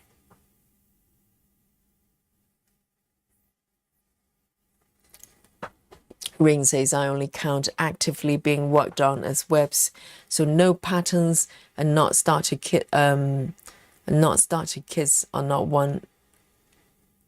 So no one in timeout.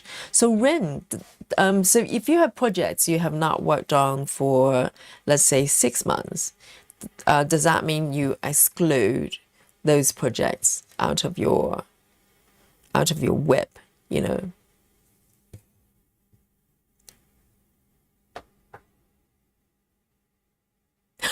Cassie, look at this. Oh my God. Have a look at this on your screen. Cassie says to Janine, listen, okay? Cassie says, cut your pasta. Who are you?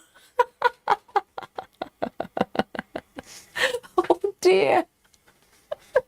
Well, occasionally it does happen, okay, Cassie. If you're having ravioli, for instance, they're sort of parcel ones. I do cut my ravioli from time to time, but no spaghetti, okay? Spaghetti or, all the other types, I do not cut them.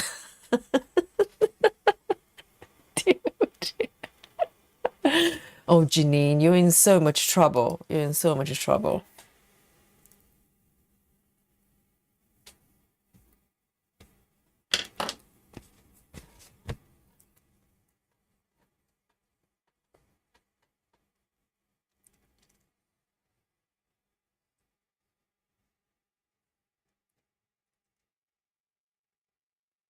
Yes, Sally, I'd love to see your pictures. That's the best way to show what you've got.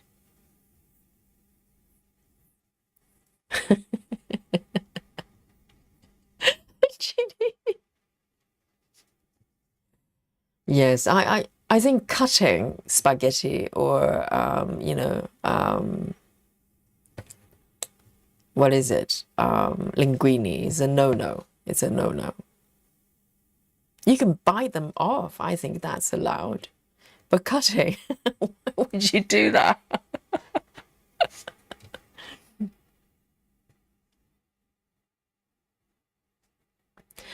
Ring says, I make my pasta homemade and I only cook it till it floats. Any more, it's overcooked. I think, yes, homemade pasta, I like the idea, but I generally find them, it's very easy to overcook them. And I think, yes, probably just cook very, very lightly. But I really like my pasta quite firm. So I prefer dry pasta.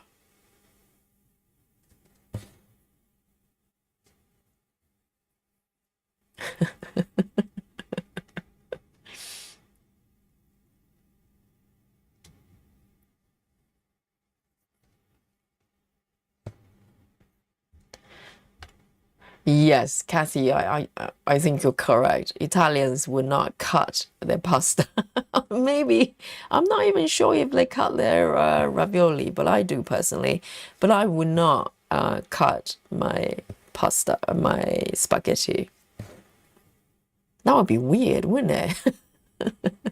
Kathy, isn't it?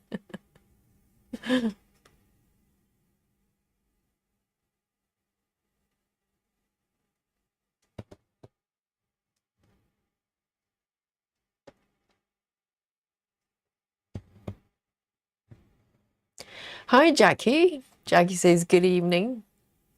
And good evening to you, Jackie.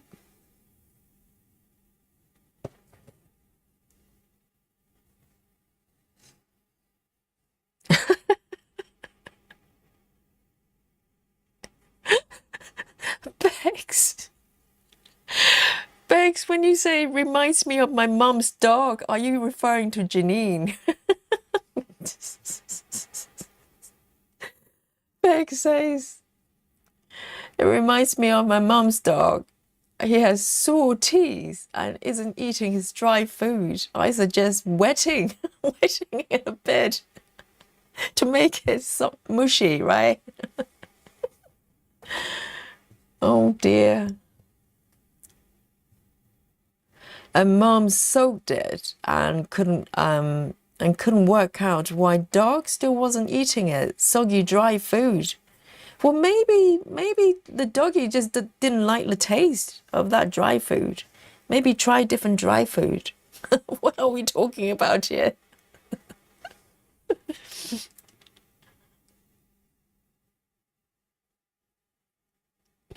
Janine says, I just don't have the coordination or concentration to fiddle with my food that way. It will make total mess. Why do you need coordination to eat food, Janine? It's not acrobatic. It's just eating food.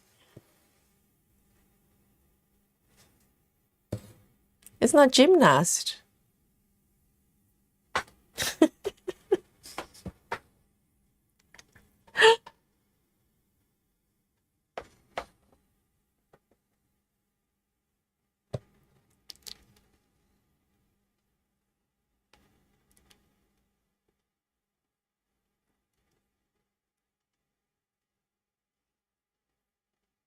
Oh, Victoria. Victoria says you would mention a group or open to anyone. Are you referring to the Facebook group? We do have a Facebook group. You can find a link to the group in the description of any video of the channel, and it's open to everybody. It is a private group, but you can literally just request to join and you can join. So if that's what you're referring to.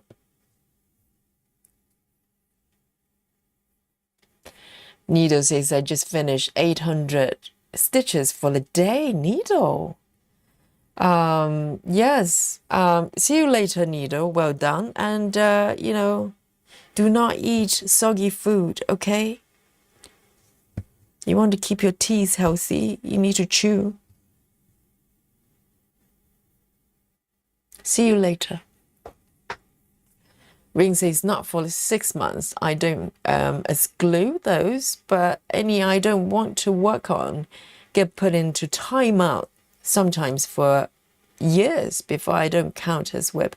Fair enough. If you have decided that you are not going to work on something for a little while, then, you put it into a timeout category. But I do have a couple of projects that not through conscious decision, just kind of not feeling those projects, for a little while that I don't work on them. I still include them as part of my WIP. Maybe if I do decide that I just don't want to touch it for a little while, then I'll take it off the list.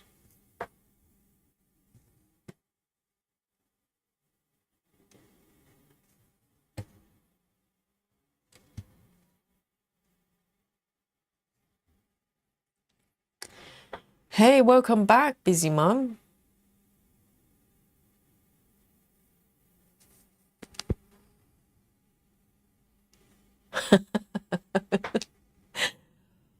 Janine, I think Janine is breaking her own rules. Okay. Janine says, I hate cheesecake and I hate whipped cream. But Janine, you know, both items you've just mentioned, they're very mushy. Okay. No teas are required.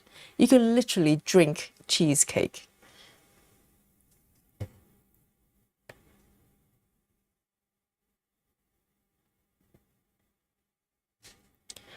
Nido says also congrats on 4K subs. Yogi, oh, is it 4K?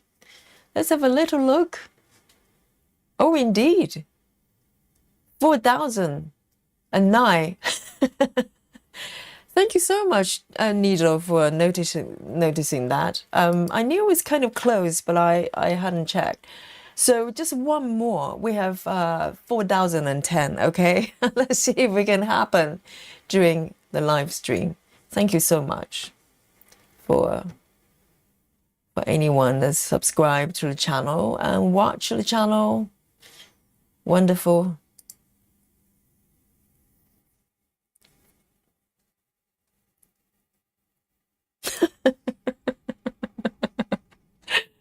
Suzanne has brought up another controversy. Okay, Suzanne says, what's worse is they put ketchup on spaghetti.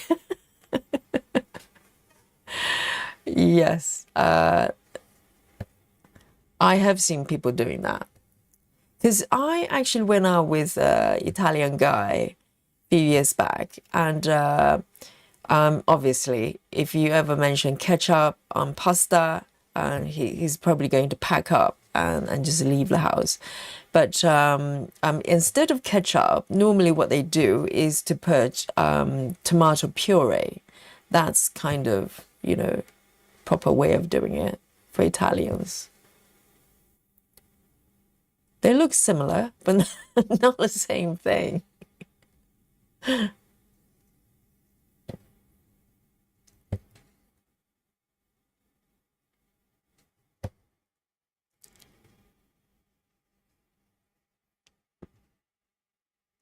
And Janine says, I also hate ketchup. Well, I like ketchup sometimes, you know, on things.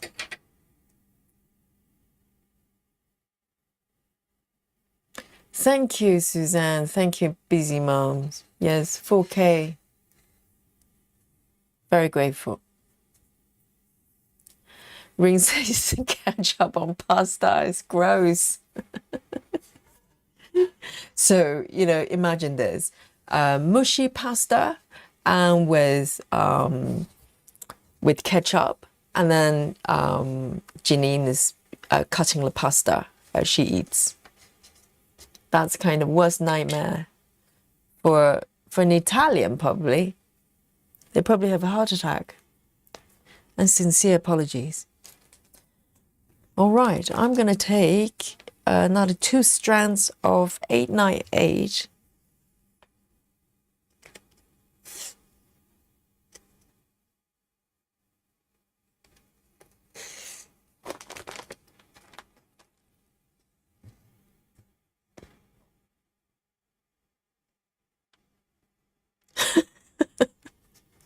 Hang on with my stretches.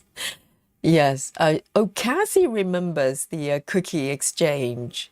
Oh dear, Janine was having a really hard time with cookie exchange. Okay, I remember that.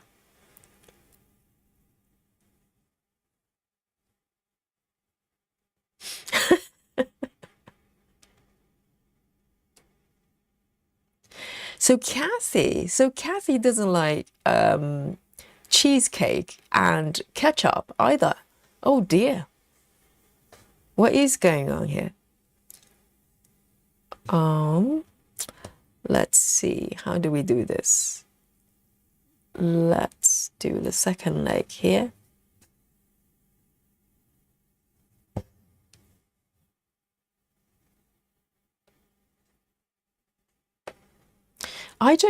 I'm not crazy about cheesecake. I mean, first of all, I'm vegan, so but even before I was a vegan, I'm not big on cheesecake. I don't like the texture because for me, if I were to eat cakes, I want sponge cake. You know, for me that's cake. Whereas cheesecake is kind of, I don't know, it's more like a mousse, isn't it? But then if I was eating mousse, I want to eat mousse. So I don't know what cheesecake is. But some cheesecakes can be spongy, then I'm okay with it. What I don't like is kind of mousse-like cheesecakes. Because for me, that's not a cake. That's more like cream or mousse.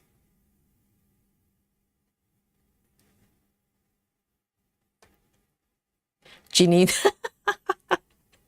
Okay, so Janine's husband is vouching for Janine. Okay, Janine says, my husband just last night said, I'm one of the kind. Indeed, you are. Oh dear. Yes, you are one of the kind, Janine.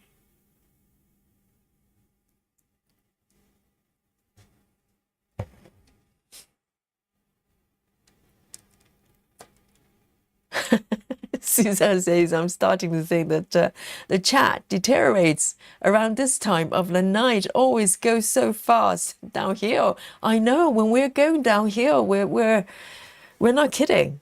It's like straight downhill, like, you know, like a cliff, just straight down. Just a while ago, we're talking intelligently about our webs, you know, stitch counts, how to, you know, troubleshoot, that kind of stuff. And lo and behold, we're here in the catch-up land. Janine says, I also can't use chopsticks. Food needs to fit on a fork. Oh dear, the famous line from Janine.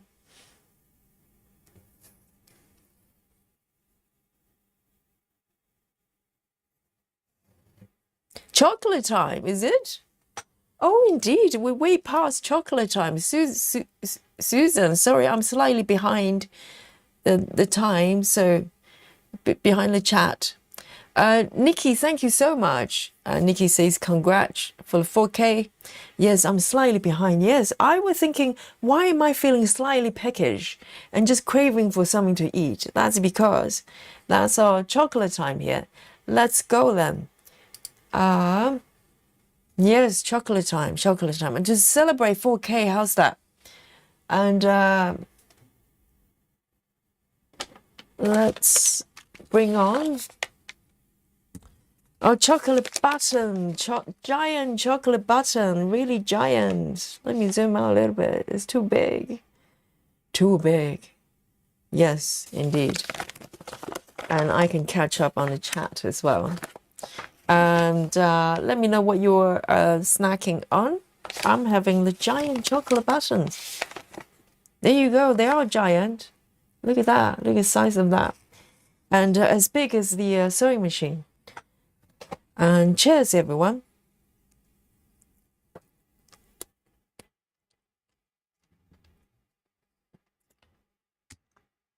Nikki says, I have 30-year webs. 30 webs or 30-year webs? Oh, 30-year webs. So Nikki's webs just, you know, stay active even after 30 years not being worked on. Fair enough. It's active, you know, active in spirit. It doesn't have to be active for real.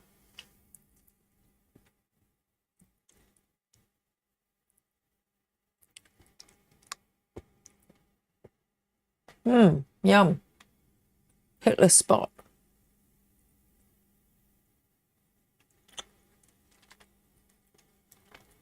Clara says ketchup on French fries. Yes, French fries. I like a little bit of a ketchup. Not ketchup, ketchup.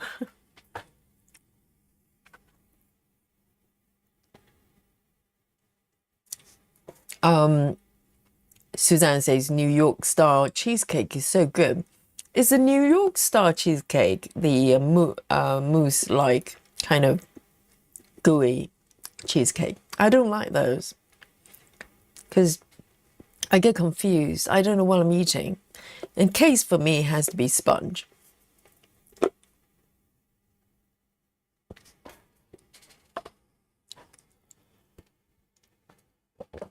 Ah, so Janine is with me on this one. So, yes, so cheesecake is not a problem. Is the spongeless cheesecake that's a problem, isn't it? Because it's not a cake. If there's no sponge, it's not a cake for me.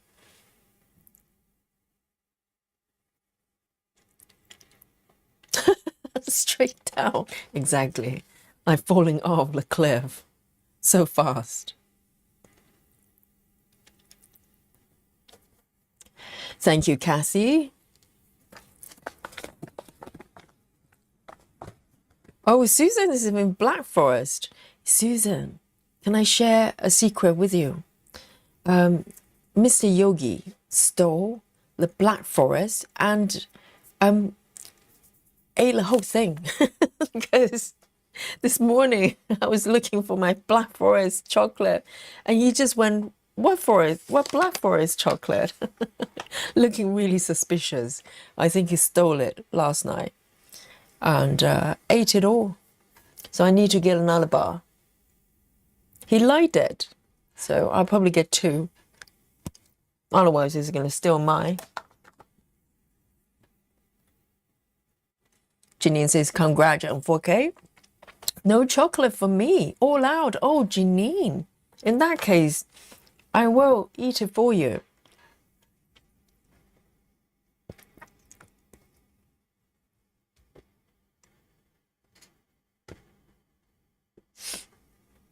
And Suzanne says, I have a project that I started in the 80s. I was going to finish it, but I hate the paper charts. Well, maybe you can probably get PDFs nowadays if you contact the company. Who knows if they're still around. So if we're talking about 80s, we're talking about 40 years. My goodness.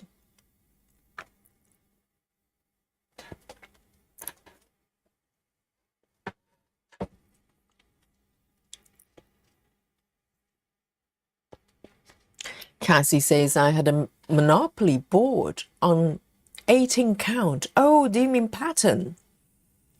That looks like Monopoly board. 30 years ago. I wonder what happened to it. That was my first 18 count. My 8 doesn't work. Huh? So you don't even know what happened to it. Does that mean you don't have it anymore? So I think if you don't even know where it is, it probably isn't. You probably can't count it as one of your webs. I don't care how, was it 30 years ago or 3 years ago? If you don't even have it, it's not your web. Let me have one more chocolate.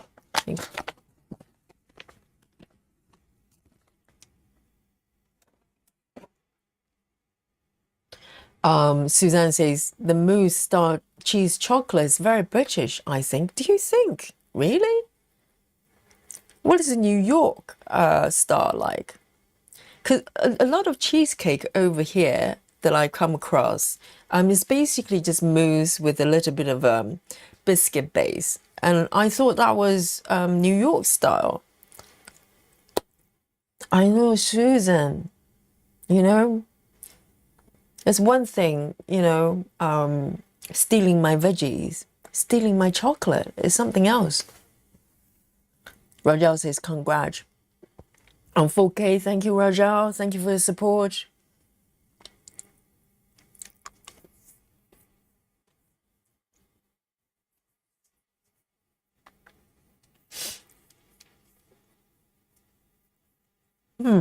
Yum.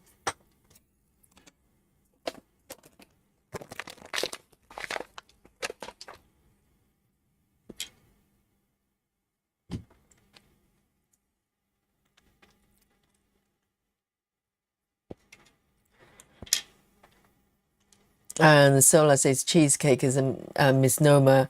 It's actually custard. Is it though? I don't think it's custard. It's more like mousse, isn't it? Because I have made cheesecakes like that before, I have to confess, years ago when I was a student. And I remember, I'm trying to remember, it's cream cheese mixed with kind of gelatin-like thingy. So, you know, that I think that's how you set it. So essentially, it's very similar to how you make mousse. But I don't know why they call it cake. It's not really a cake if there's no cake.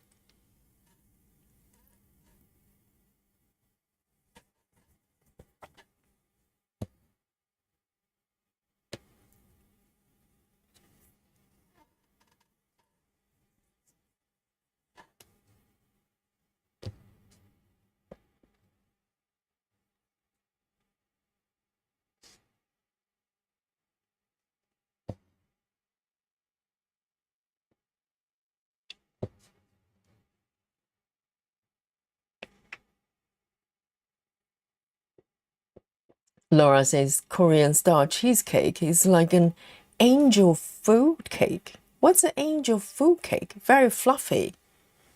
What's angel food cake? So is this spongy? If it's spongy, it's nice.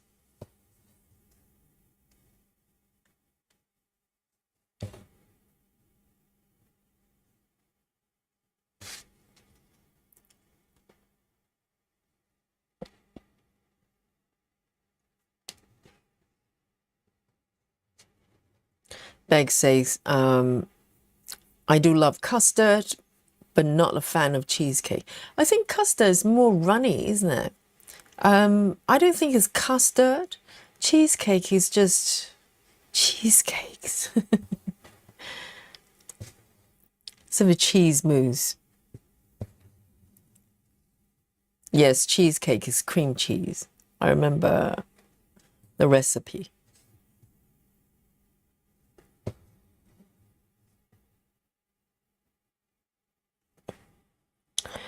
Sola says cheesecake is custard, but I thought custard was egg-based.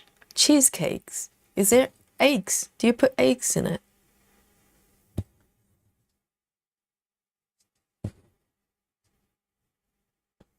Okay, here we go. I'm gonna move the stitches up here.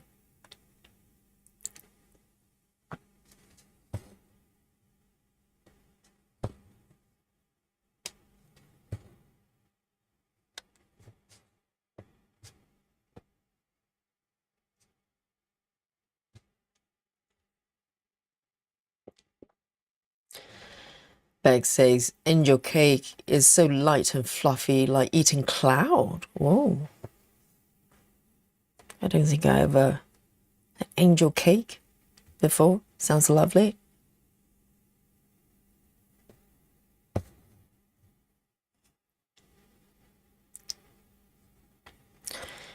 Yeah, I don't remember putting eggs in cheesecakes. I don't think you do. Not the mousse types.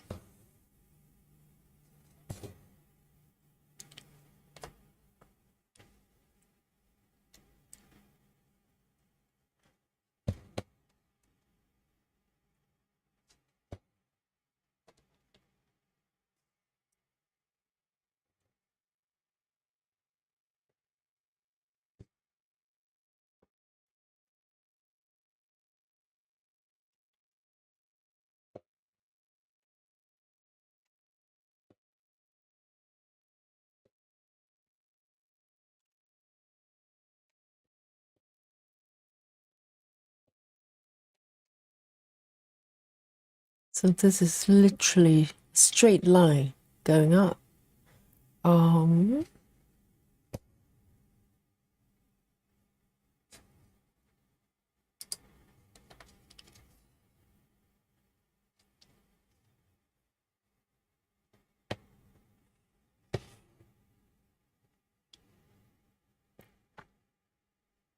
Janine says angel food cake is basically a whole lot of whipped eggs, egg white and sugar. Oh, it's egg white.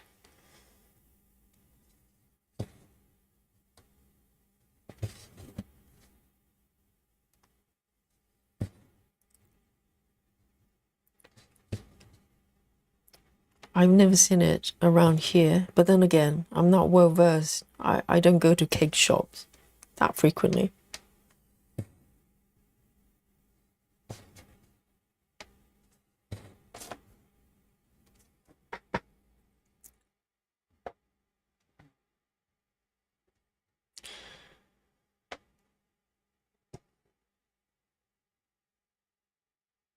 Lynn says we always had angel cake for our birthday parties, but is that the same thing? Because it's angel food cake. So Lynn, is your cake really fluffy, like egg white, like airy pillow thingy? I don't know what an angel cake look like.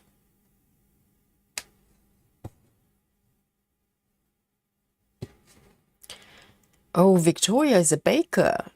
Victoria says, I used to make it quite a bit. I also use whipped cream and whipped cheese. Are you referring to cheesecakes or angel food cake? I don't know what angel food cake is.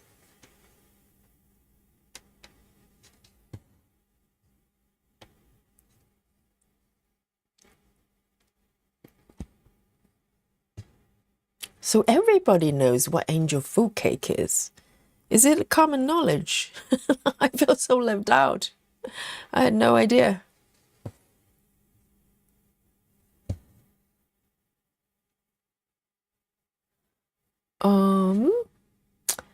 I think I am going to move it over here, other side.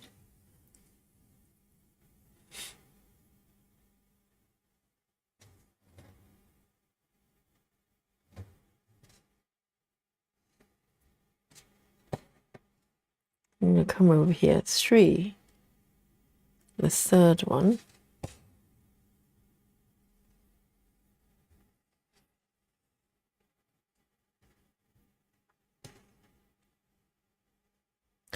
Cassie says, Yogi, I assume as a vegan you can't eat egg whites. That's right. Yes, no eggs, no cheese, no dairy.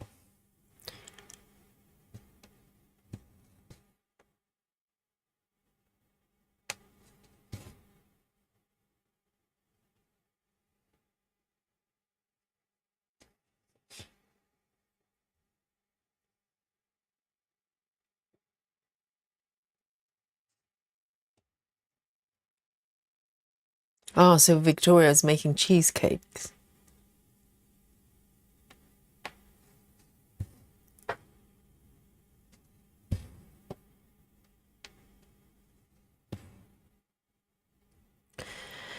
Cassie says, is there a vegan replacement for egg whites?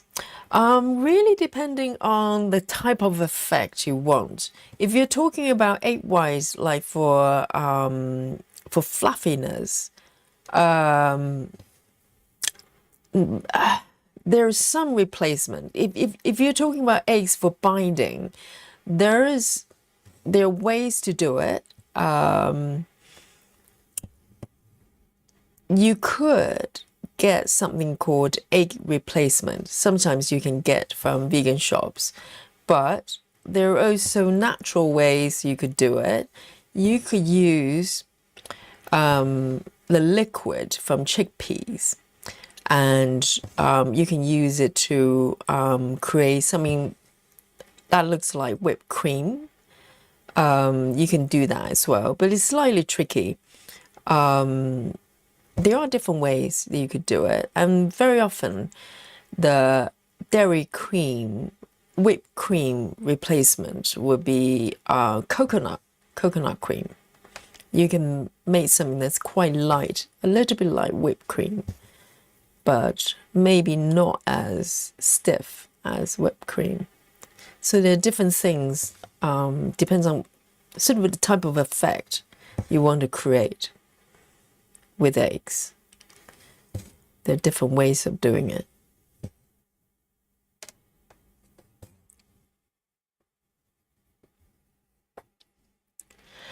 Yes, Laura, vegan tofu cheesecake isn't bad. Yes, I know. You can make kind of a cheesecake-like texture using soaken tofu. So that's one way of doing it. But coconut cream is another alternative as well, like really thick ones. You know.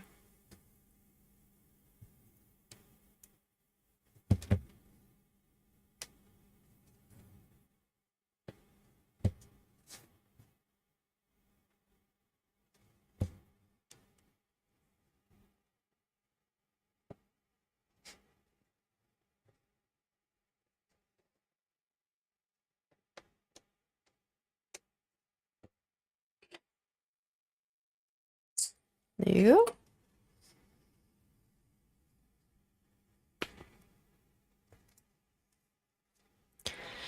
Suzanne says, I sometimes buy some egg replacement powder for baking, but it's super expensive. Yes, because it's a kind of specialty food as well. So I think you can make it at home, sort of DIY style, by mixing. I tried to do it before. There are recipes online that you can mix the mixture yourself. I think it's combining baking powder and maybe some cornstarch. I can't remember. It's a mixture of sort of binders that's vegan based. So they're different tricks.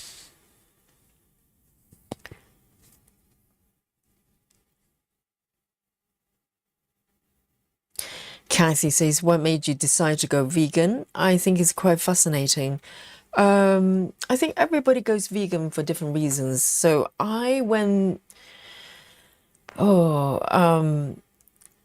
I think mostly because, you know, I always love animals. And I think in my mind, at some point, it started to kind of create internal conflict because, you know, I love cats and dogs so much. But I started to question myself, why was it okay to love cats and dogs that much? But I can just turn around and eat some chicken and not think anything about it, or eat some fish or pork or whatever. And so I started to question it. I couldn't find, you know, solutions for it in my mind to make it reasonable. So it kind of started to plant seeds in my mind, thinking that perhaps stop eating animals would probably, you know, resolve that in me. And it wasn't overnight. It took me quite a few years before, you know, it became kind of something that I felt I had to do. So yeah, mostly from that really. And I know some vegans or vegetarians they do it for health reasons. That happens as well. But for me, it's more of finding a kind of resolution for my internal conflict. So that was the reason for me. Okay, 310, a little bit 310 stitching here.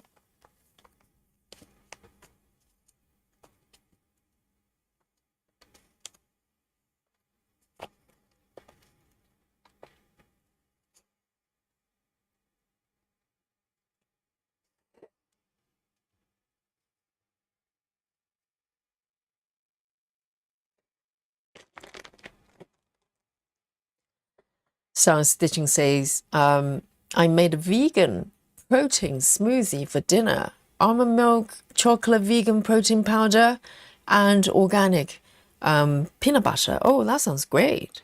Yes, very, very healthy, I think. Almond milk, chocolate, vegan protein. Definitely. I mean, you can eat really, really well as a vegan, for sure. I have no problem.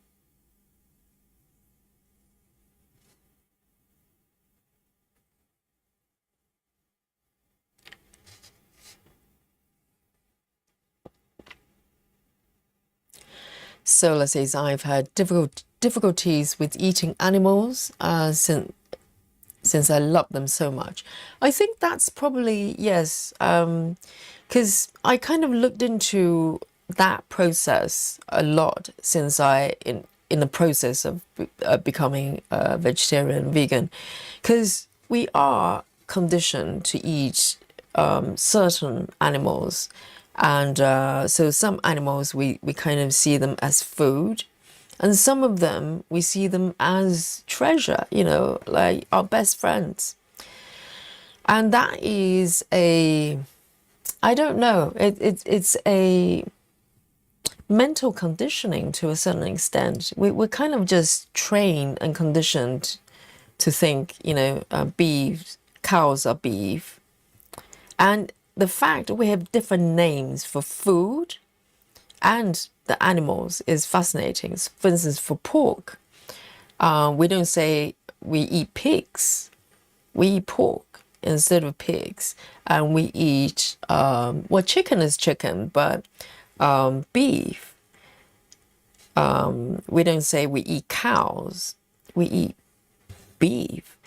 I don't know whether that is our sort of subconscious way of separating these two things. So we have less conflict in terms of the way we think about animals. But then again, you know, we don't have problems with fish. We eat fish and chicken as well. Chicken also, I don't know, yes. It's fascinating because a lot of things we kind of just take it for granted and thinking that's just the way it is. But if you start to look into it, you know,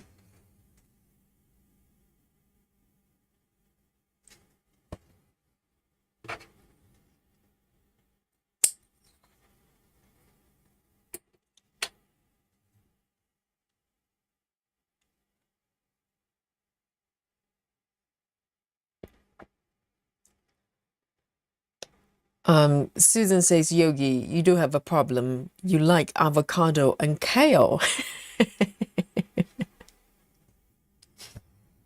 Well, Susan, it's a problem for you, but it's happiness for me, okay?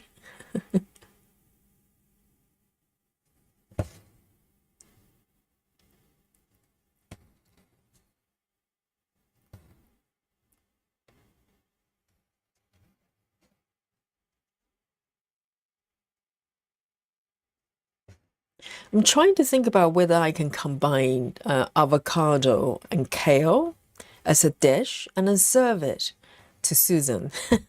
Maybe for Christmas. It's going to be a feast, okay, Susan? You're going to love it. Ooh, I've got the bottom tangled up.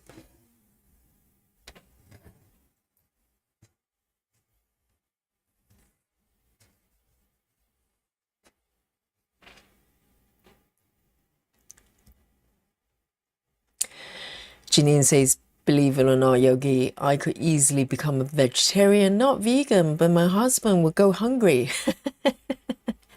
Starve him, okay? He would just make his own food.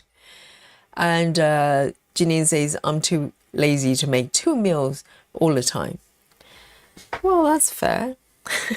That's fair. You don't have to be a vegetarian. And luckily, you know, mushy pasta can be vegan as well. So if you're a vegetarian or vegan, it's okay. You can continue to eat pasta.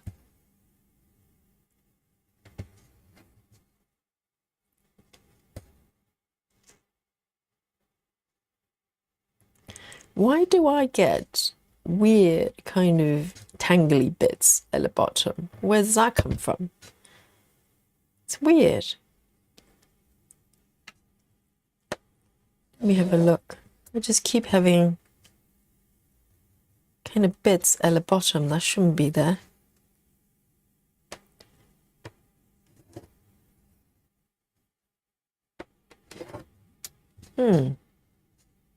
Oh, there it is.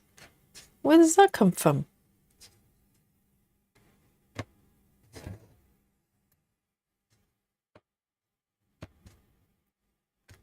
maybe trying to figure out what that is.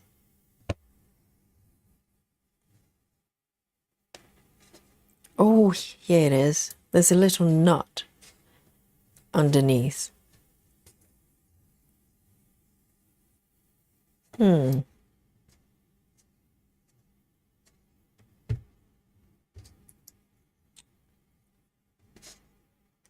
don't know what to do without flipping over.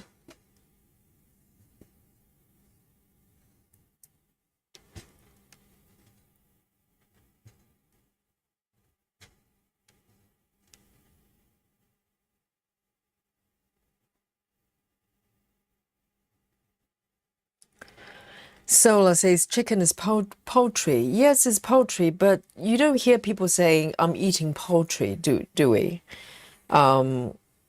Normally we say, you know, there's chicken. We eat chicken.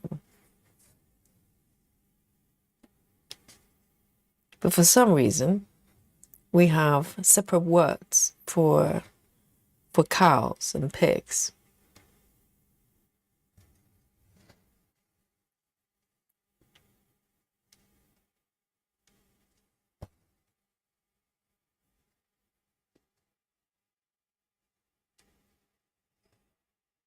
Oh, Sola, there you go. Sola says, I love avocado and kale smoothie. So that's what I'll be making for Susan. Yes. Wait for it, Susan. It's coming.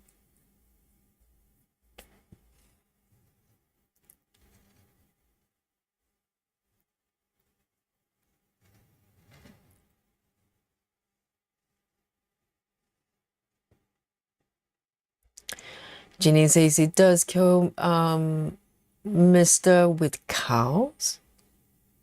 I don't know what that means. And they're most gentle beings and great emotional traits, greater than dogs. And sadly, I rarely ever eat beef. But Ginny, what you were touching upon is that sort of ultimate question about how we process these things.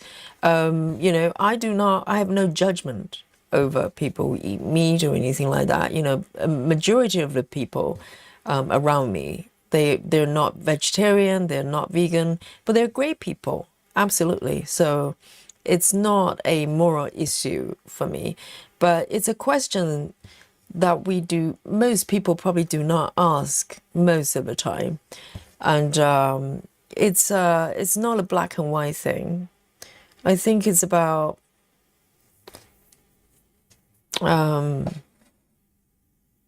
whether it creates inner conflict for you. It did for me, so I had to find a solution for it. But you know, for some people, they're able to process that, not having to not worry about it, if you know what I mean. So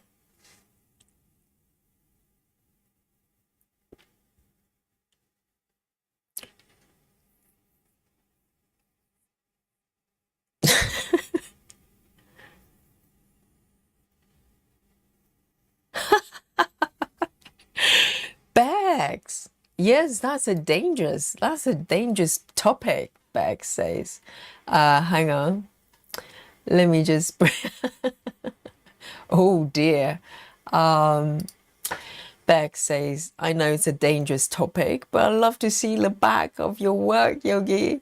Mine is so messy. Well, I have not checked the back of this piece, actually. Guys, do you want to see it? I can make that happen. If you have the, you know, have the nerves for it, you probably need to do some deep breathing. You know, the last two attempts of me stitching this piece, my back was actually pretty good because I manage everything from the back, and then you know, I flip over and thread my thread through if I need to travel a little bit further. But this piece, I don't think is going to look as tidy. But if you want to have a look, I can show it to you. So, but of course, I go with majority, just in case some people, you know, they don't want to see it. Because sometimes, you know, you come to the stream for a peaceful session of stitching. You don't want to see something that's too traumatic to look at. So if you want to see it, raise your hands and maybe I'll flip over for you. All right? Yes. Raise your hands if you want to see my backside. Yogi's backside, okay? If you want to see Yogi's backside, raise your hands. Captain says, my chat is broken. It isn't showing any message. I keep refreshing to see anything. Really? Is it broken again? But I can see this one, Captain. If you refresh the stream, it might help. I'm just thinking. Sometimes it's... So Susan, so that's been happening as well, really? Because last time, remember, we had to communicate with emoji one night, and and I thought it was fixed. Is it broken again? Oh, a lot of hands. Yes, all right then. All right then. So everybody want to see Yogi's backside. And you want to know the truth? Can you handle the truth, chat? Okay then. In that case, I will turn my back and show you my bum right here on live yogi stream.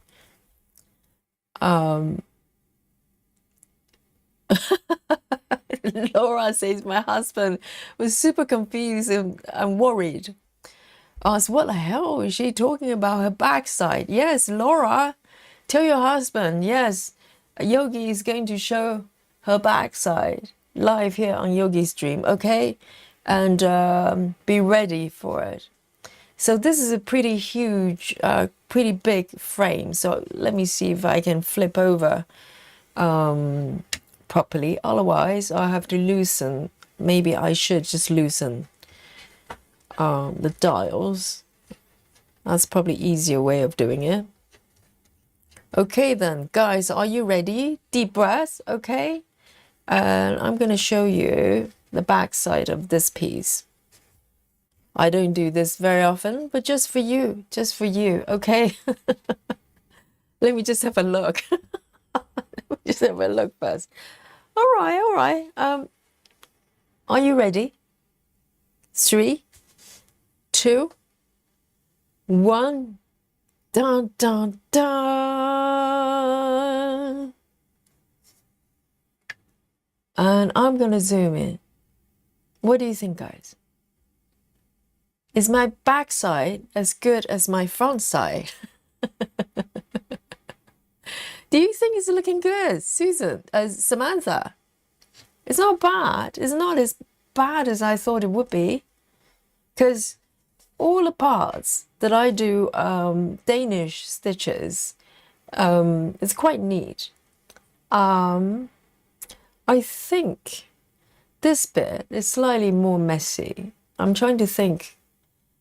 These are 10 stitches, for some reason. So this area is not as tidy as I would like it to be. But also, it's also got, what is it called? Back stitching on top as well. So some threads are coming from back stitching. So what do you think, guys? Susan says not bad. Okay, let me just keep it still here. And Sola says neat and clean. Well, I wouldn't go as far. If you saw my last piece, that I managed everything from the back, it was really, really tidy. But this is not too bad, is it? It's not too bad. And because I do, you know, I'm relatively disciplined of not taking my threads too far away. So I stitch in order rather than, you know, taking my thread over and do a bit of this and that and the other. So Oh, so positive review from the chat. And Samantha, you don't want to see mine. I showed you yours. You show, you show you my, you show yours to me. Yes, it's not too bad. I'm not too mad about that at all. It could have been tidier with, comparing to my last two versions. Janine says, you should see my back size. It would give people anxiety. I know, because the other day, I just saw this post randomly popped up on my Facebook. And it was from a different group. I can't remember which group that was. It was a lady that did some kind of bead work on top of her cross-stitching, I think. Oh my God, that was a heart attack inducing. Let me just slide this back onto my frame here.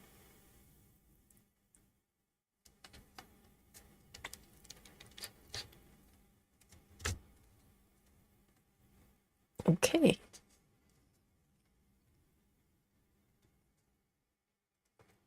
So move it down a little bit. So there you go. That's my back side for you. I hope you liked it.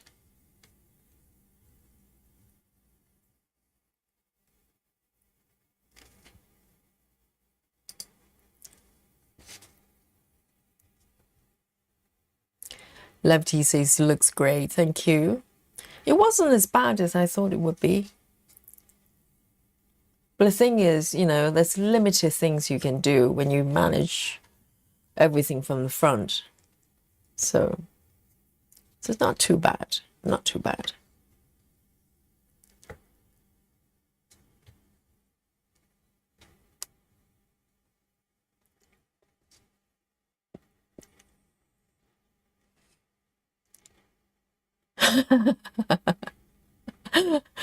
Laura says I had to wipe away the laughing tears, but it looks super neat. Mine is crazy.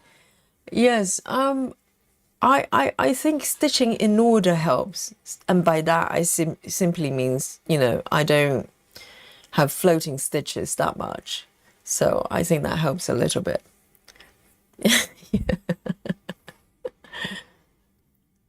I'm glad you're impressed by my backside. Okay, I like that.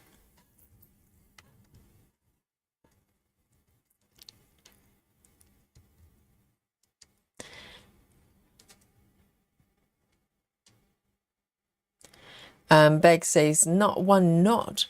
No knots, no knots. So I tuck everything under stitches whenever I can. So no knots. You're welcome, Bex.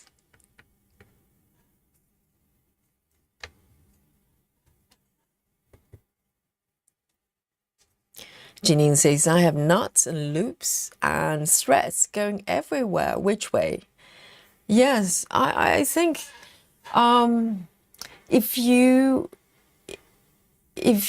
don't mind it, it is a lot faster to not care about what the back look like, at least.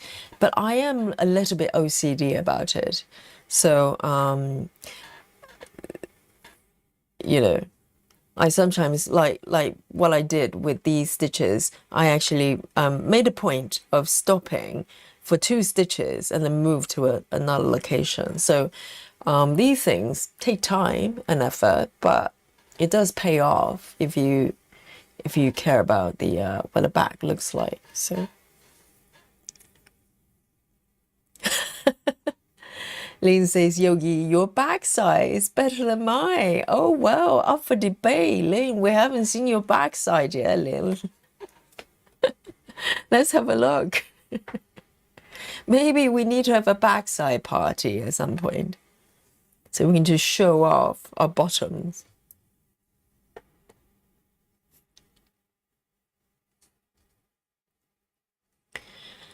And with this one, I am going to do these 2 first. I think I still have some 310, or maybe I should Why don't I switch color? I think that's probably better.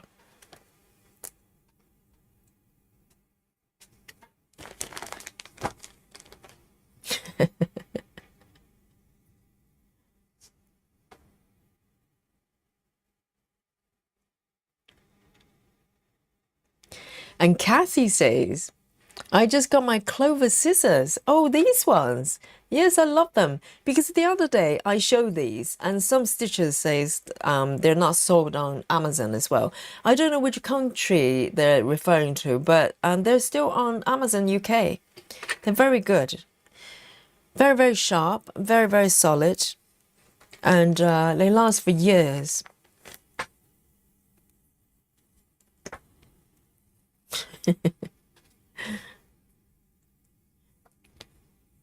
I think Laura's husband just having a meltdown. Just like, Laura, what kind of live stream are you watching? Stop it. They're going to corrupt you, Laura.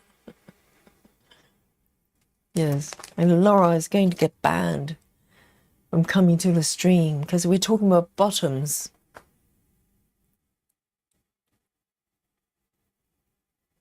All right then, 400. 400.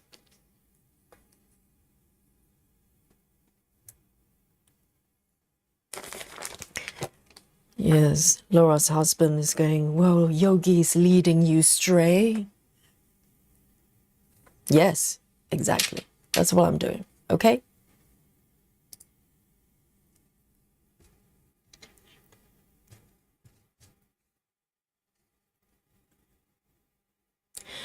Southern Stitching says, I loop start the front, but tunnel under to finish. So still flip over for the finish. And that exactly, that's what I used to do. I think at that point, I probably didn't know how to do loop start.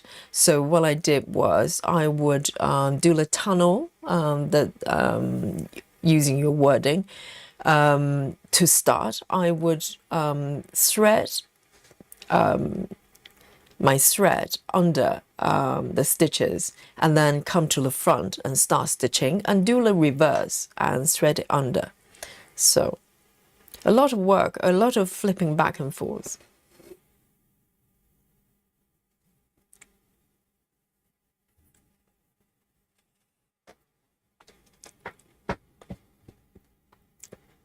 So Sola is ordering the clover snips as well.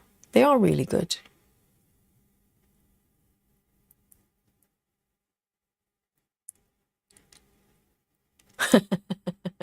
Nikki says, I saw rude commenter talking about a lady's backside and I can't comprehend why it's even matter. Like who? Who is talking about lady's backside?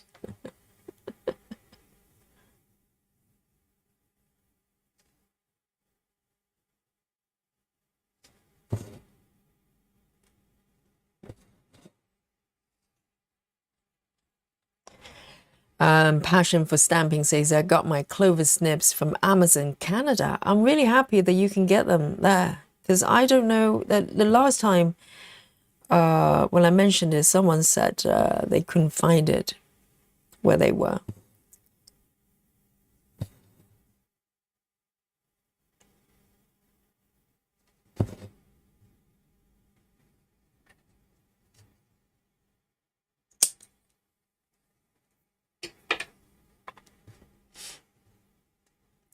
Cassie says, we're drinking Yogi's Kool-Aid. I don't know if anybody knows what that means.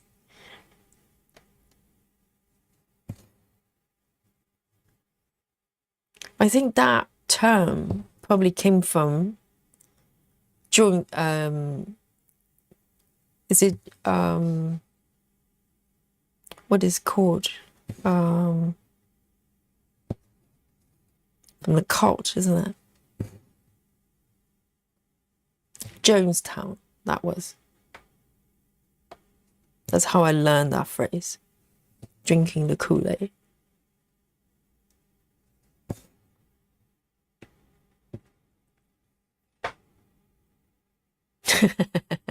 husband. Well, at least he's giggling, okay? He's not like going, Laura, you're banned from now on from joining Yogi Stream. They're talking about body parts. Well, we also measure body parts, okay? Just tell him that.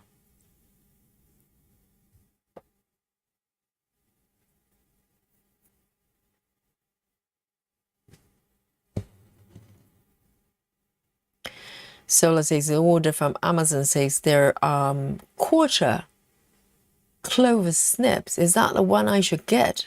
What do you mean by quarter? I'm not too sure. They should look like this. They're quite a standard sized scissors.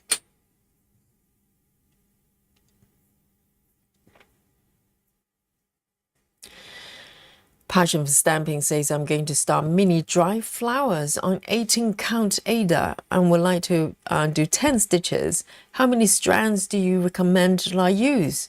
Oh, that's a beautiful piece. I'm working on 22 counts, but 18 counts, I think 2 strands should, oh, hang on. 18 counts 10. How many strands would you use then, chat? I'm doing 2, but I'm stitching on 22 counts. Jim Jones, yes, cult for Yogi. Cult of Yogi. Yeah, Jonestown.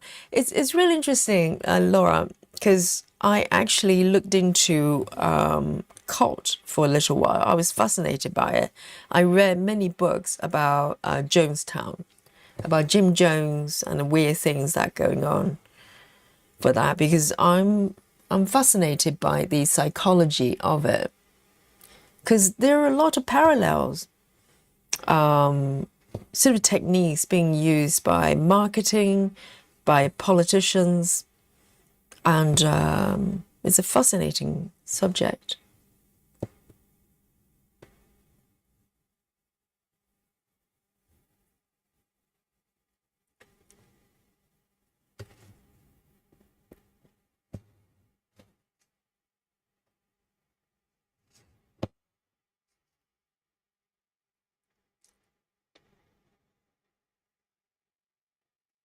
Lynn says, the thing is when your work is on a wall, you're not going to seal it back. Well, that's provided if your work is on a wall. Mine is not going on a wall for a little while, okay? It's quite true, Lynn. If you're one of those stitchers that you're quite relaxed about the back, then it's probably good, because then you can probably stitch a lot faster. Hang on, let me clear my throat here.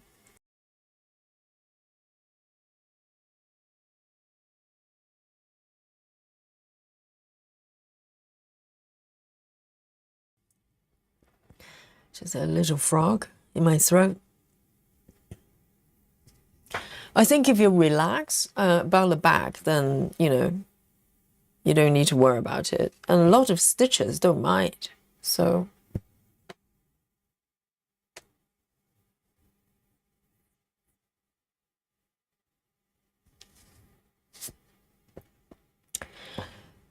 Suzanne says they didn't drink Kool-Aid. It was flavored. I think it's something like that.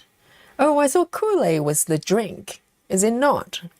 So Kool-Aid is a flavor.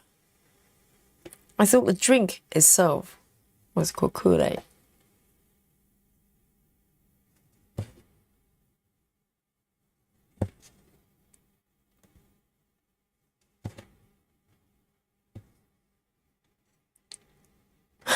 Suzanne, yes, if you're going to sleep, then 99. It's probably good to be disciplined with time, right? Particularly if you're trying to get a routine sleep.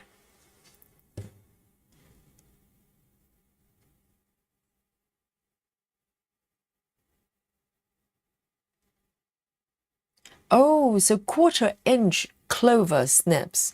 I only know this one. I think with this type of snips, this is the one I I've ever seen. So I have not come across different sizes.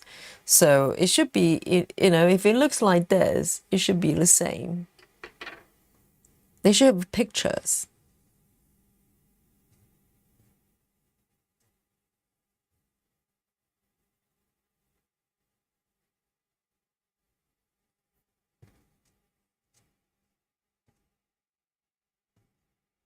Solar. So it is 4.5, 4.25 long clover snips. There should be the same one.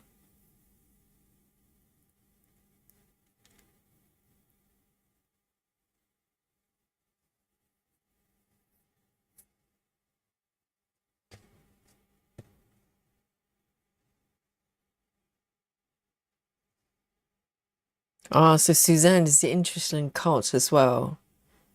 Well, because I think the fascinating thing about cot is the fact that, you know, they're able to bypass human knowledge. So, for instance, quite a lot of educated people, you know, they can be highly educated, seemingly intelligent people. They fall for cults, and you have to wonder why. So, for some reason, their techniques, they're able to penetrate human knowledge, you know, a common sense, and you have to wonder how they do it, because that's the only way that you do not fall for it. If you can see through it, that it would prevent you from becoming a victim, you know. So you can't be manipulated, so to speak.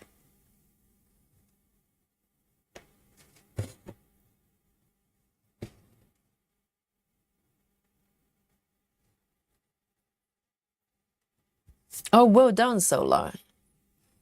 They're really good. They're going to last you for ages. Laura says, my backside looks like Nikki's backside. Nikki, do you have issues with that comment? Laura is comparing her backside to yours. That's quite a claim, Laura.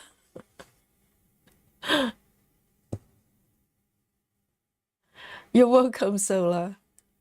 I love Clover. I think, you know, it's such a great brand.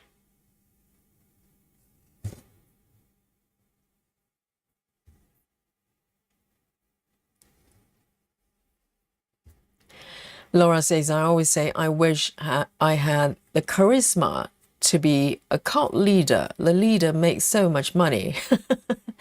But I think the word charisma is being misused for cult leaders, because charisma is supposed to be positive, you know, most of the time.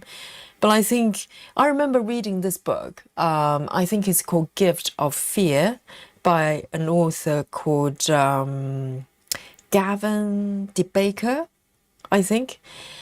There's one line just stuck with me.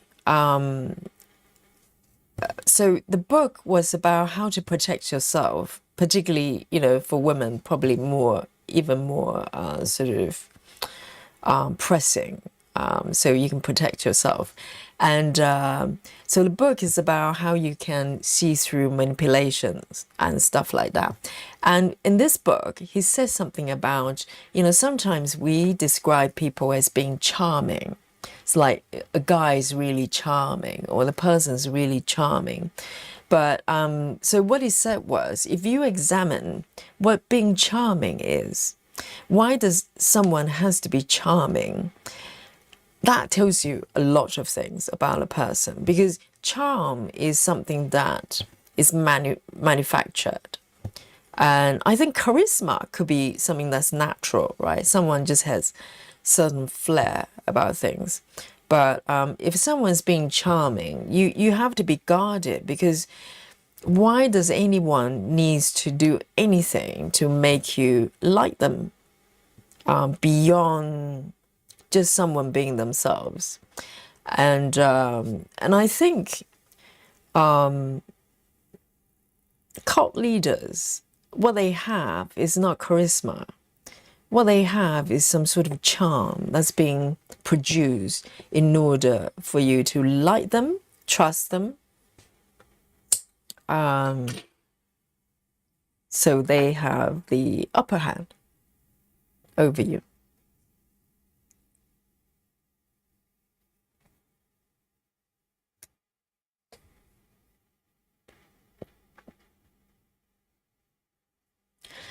Suzanne says they prey on vulnerable people. And Jim Jones was interesting to start with. He was trying to help people, but then he abuses power over people.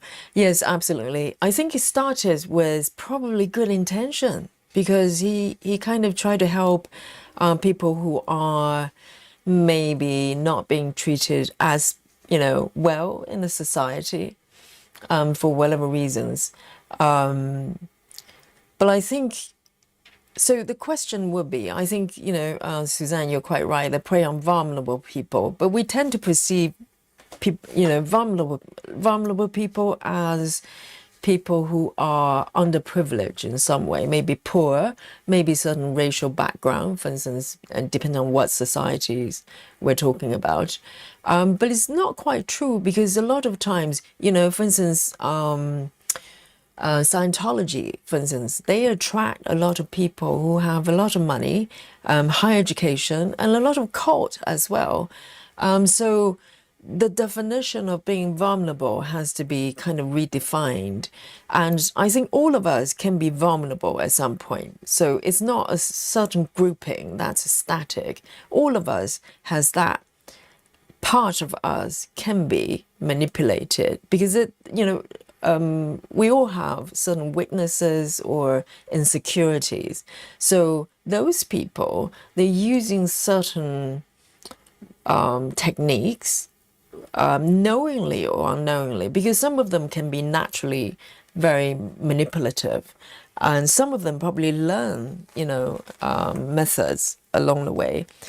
But one way or the other, they can smell when someone has that element of weakness, and they know how to manipulate you. So that's a very fascinating element of psychology, because all of us has that, potentially has that part of us that can be weakened and used. So it's about knowing how it's done so we can prevent it from happening to us. And it's not even about cult, it's about people in general, because some people, they will prey on you in order to get you to do things for them, emotional blackmail and all sorts of things, in order to keep friendships with you, or, there are different, all sorts of things, particularly within relationships.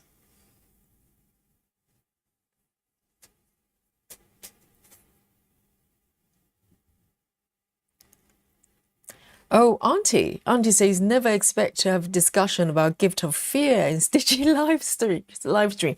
Auntie, you be surprised. All sorts of things happen in this chat here. Yes. So I suspect Auntie probably have read the book as well.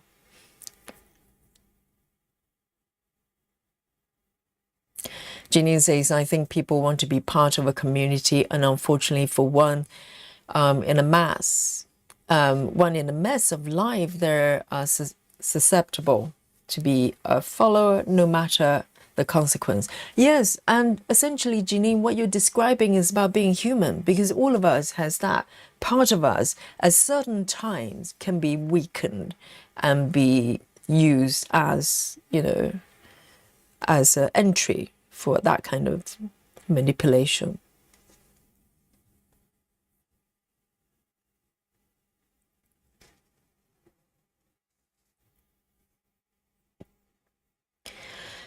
And Suzanne says, I think, some cults target single mother or people that have been abused. Exactly. So they're I think all they have in common is they have this ability to kind of sniff. It's almost like bullies. Bullies, they don't just bully everybody. They know who to go for.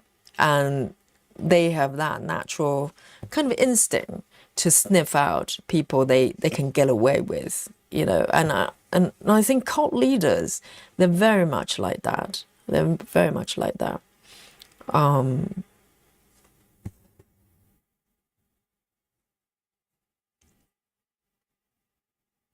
So let's say any of us can be vulnerable at times. When we're lonely or hurt or scared, you have to watch out. Exactly.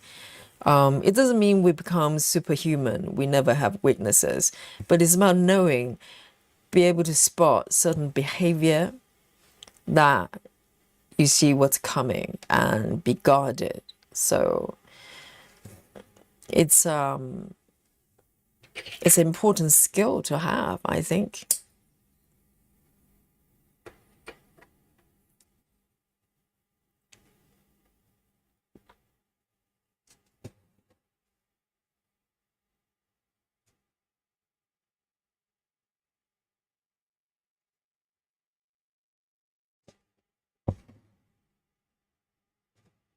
Laura says, Aunt Hill kids. What's the worst cult I heard of?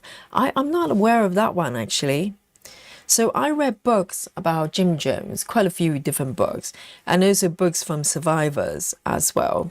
And also another cult I looked into, not deep diving, but you know, you guys probably know. It's called, is it called Stargate? No, it's called Star something. Where the mass suicide happened quite a while ago. And also, of course, the is it what's that place? Waco. That one is quite well known as well.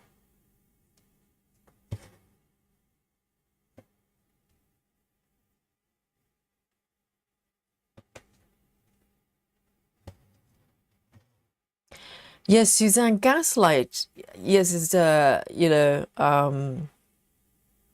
new terms of saying people who are playing mess about with your mind. That's gaslighting, isn't it?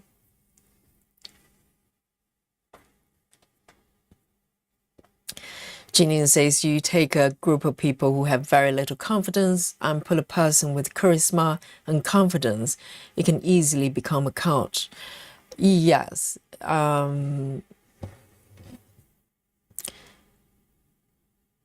So, as I said, the vulnerability in terms of the grouping of the people that you're describing is not a static thing. That kind of exists in all of us.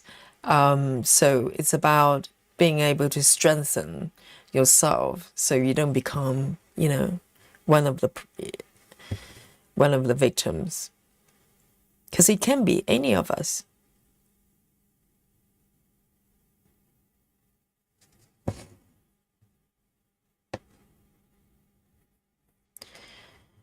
And I think the analogy would be, for instance, I remember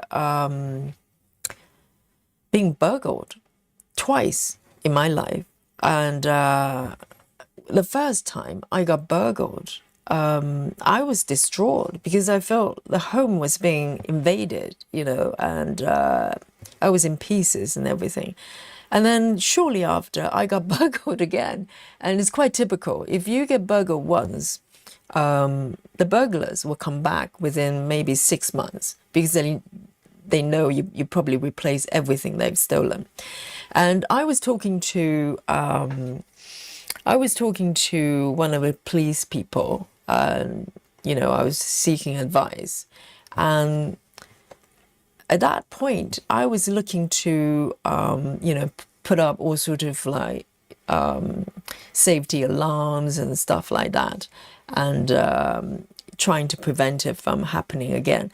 And what the police person said to me was, he said, burglars, they're opportunists. They they pick targets they're easiest to burgle.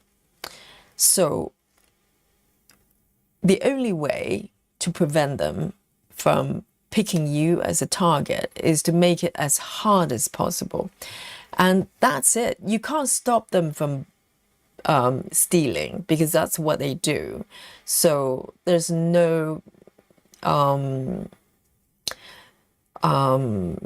sort of laws or police force in any country. They can stop crimes like, you know, people stealing, but you can prevent yourself from being a victim by making it harder, as hard as possible, because ultimately burglars, they're lazy. So if you make it hard, they're more likely to pick someone else. It sounds terrible because ultimately someone has to be a victim, but all you can do is to prevent it from being you, basically. And that's very similar to bully as well. People who bully others, ultimately, they can probably pick a victim. They can find someone they can bully. But all you can do is to stop it from that person being you. So that's it. That, you know, probably very similar to cult. You can't stop people from doing weird things and become like a cult leader or something, but you can stop yourself from falling for it. So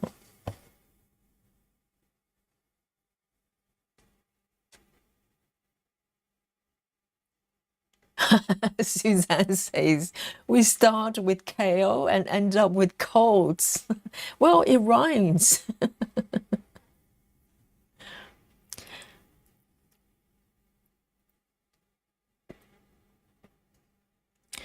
Suzanne says it's easy to slip into it with religions too. I have gotten into groups that have little off, but thankfully,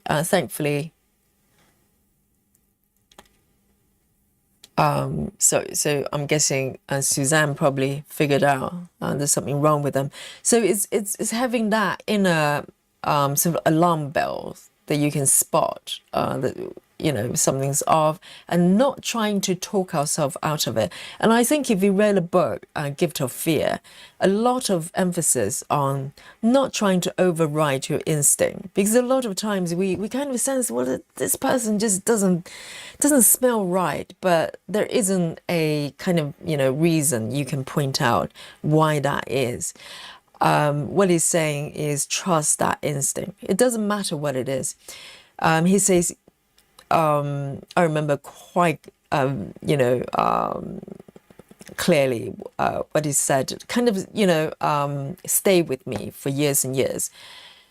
He said, you rather being, you know, I rather you being rude than being polite and then fall for, you know, end up as a victim.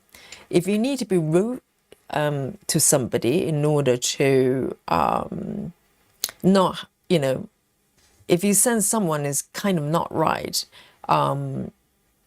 feel comfortable enough to be rude about it and tell them to go away or tell them not to bother you or something, rather than trying to be polite. Because a lot of times women are taught, in particular, to be polite, to be nice, and sometimes, you know, you end up being a victim a lot of times. 1, 2, okay, that's good. Yeah. Heaven's Gate, that's it. Janine says, I try to guide my staff at work on how to gain self-confidence at times. It's much harder for some than others, for sure. Yes, self-confidence, you know, doesn't come overnight. Some people may be naturally confident, but it may not be real confidence, you know, but I think it comes with life experience. And Beck says, this group is amazing with topics discussed food, backside, cult, mental health, everything on the table. Never a dull moment. I know. It's just like, because it's just real people talking, and the topic could go anywhere. There's no boundary.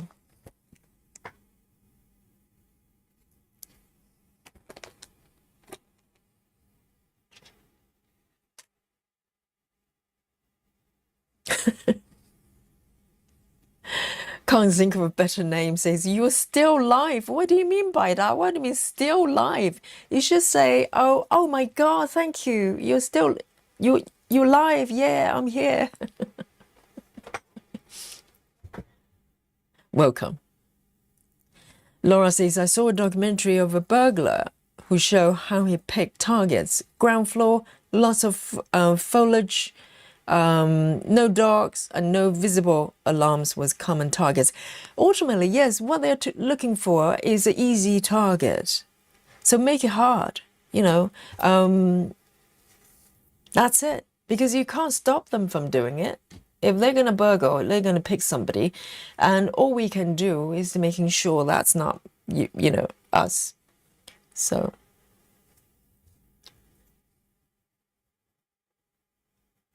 Well done.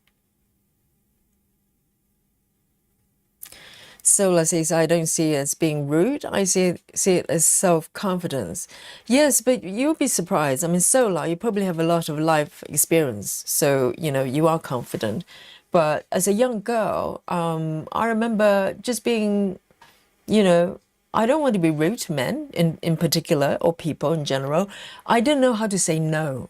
And then I think saying no is such one of the most powerful tools one can have, because not being able to say no, you're going to end up with all sort of things you don't want in your life, the people you don't want in your life, the things you don't want to do in your life, spending time on doing things you don't want to do. So it's being able to clearly define what you want and what you don't want, and not to worry it's going to hurt people's feelings. If they do, they're going to get over it in 3 days, and do not worry about that. But your space and your sense of peace with your life is most important, because if you're good, people around you will be good too. And you need to take care of yourself first. So now I have no problem saying no. If I don't want to do something, if I don't want to go anywhere, I just say no. Nothing bad happened so far. So.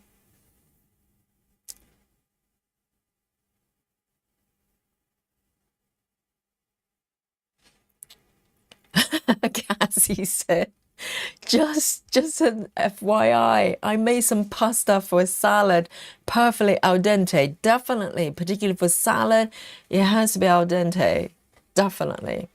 And and also pasta, do not cook it twice. Okay, do not leave it cold and cook it second time, because it's going to be soggy.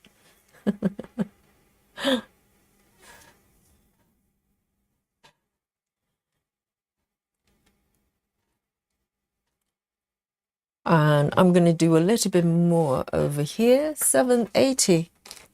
780.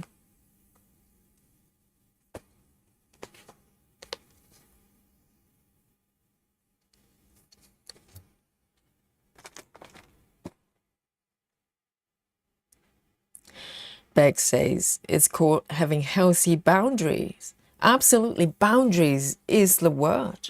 You have to be very clear about what to include, what to exclude. It doesn't mean, it's static boundary, but if because a lot of times we're told to compromise, and there are times for compromising, but there should be a bottom line for you as a human being. You need to know what kind of life you want to live, and anything that crosses that line, just say no. Just say no to it.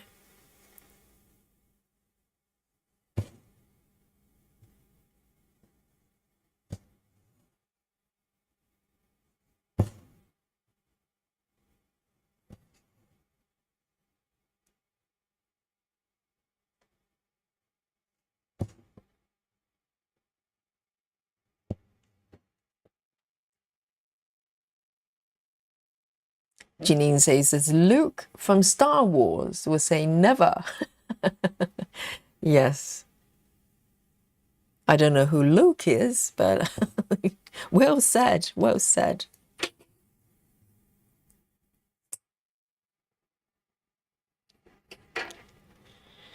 Sola says, a strange guy knocked on my apartment door. No windows at around 2 a.m. He told me that my car was being towed.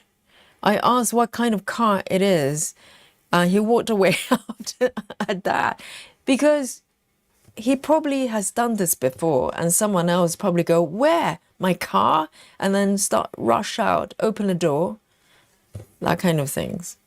So yes, just make it hard for people to do things, you know, that shouldn't be doing.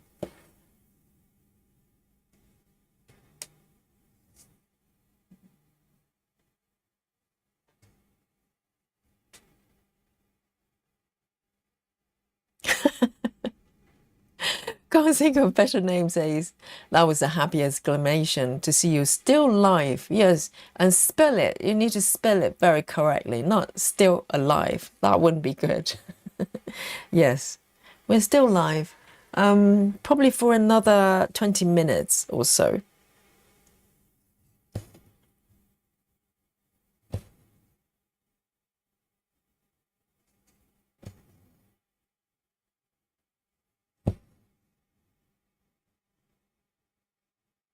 I know.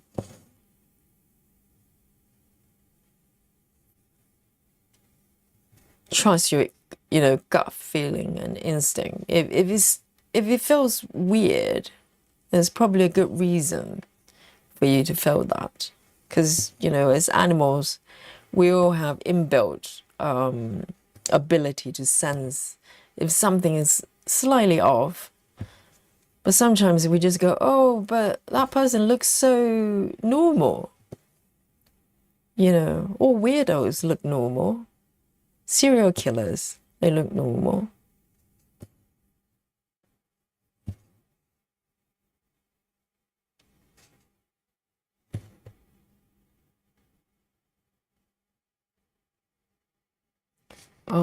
Let me see. 1, 2, 3, 4, 5. 1, 2, 3, 4, 5. Okay. So this one's the last one. Oh dear. 1,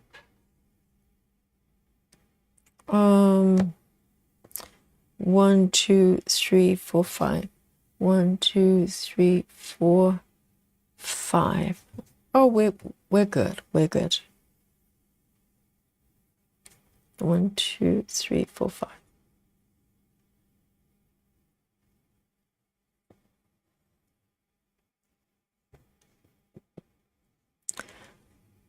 So stitching says, I'm itching to start this chart, but I keep telling myself I have to be monogamous to the blue train I'm working on. Oh, guys, can you reason with sound stitching? That is self-imposed monogamy. There's no reason you need to do that.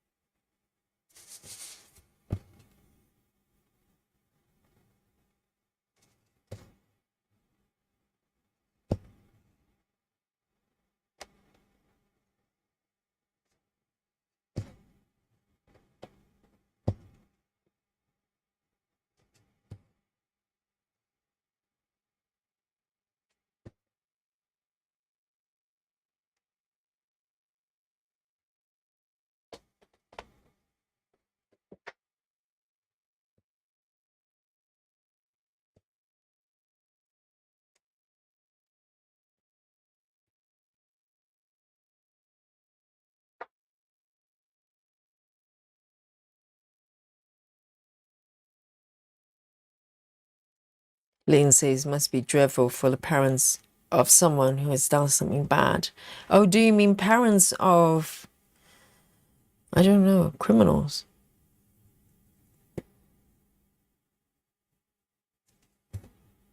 But then again, it really depends on why, in terms of your belief of why people turn into bad people. Do you think family education might have something to do with it? Parenting. It's hard to say.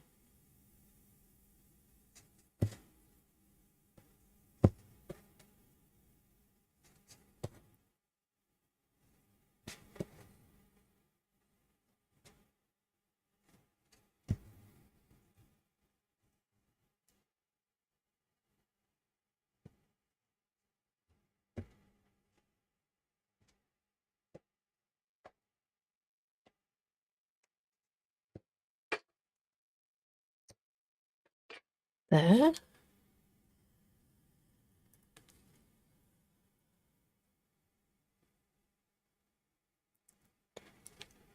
And I might go for another 780 actually.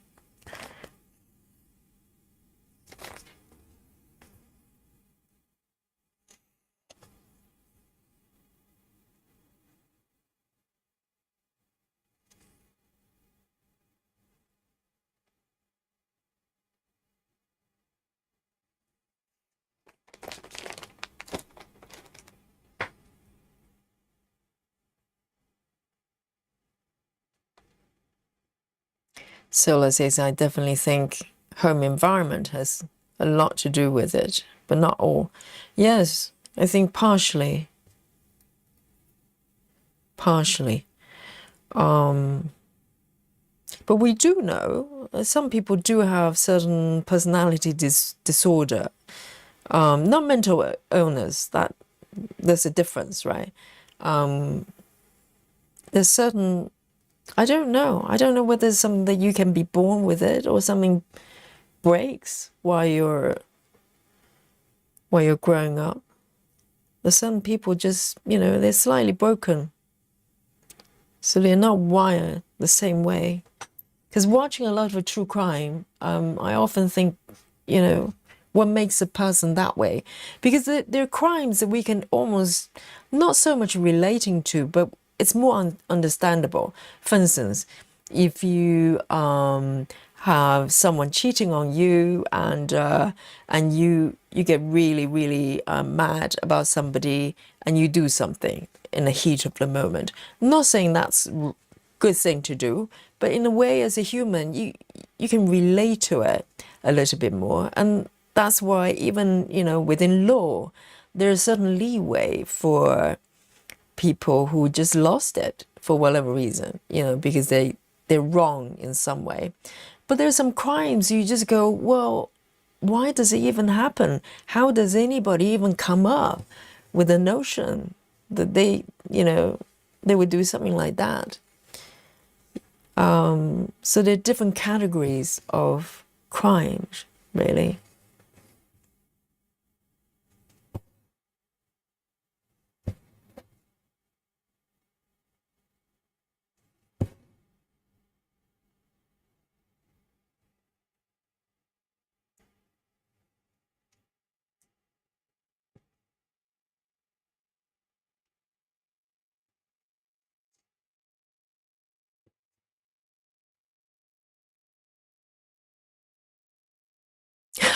So stitching.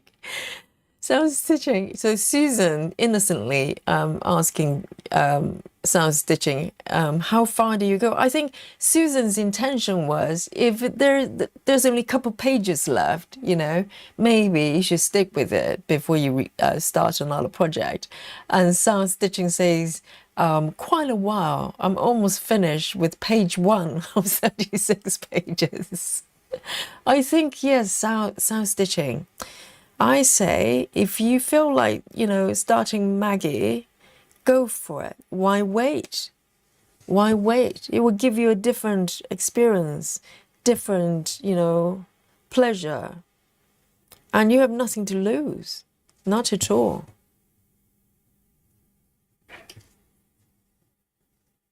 and a lot to gain.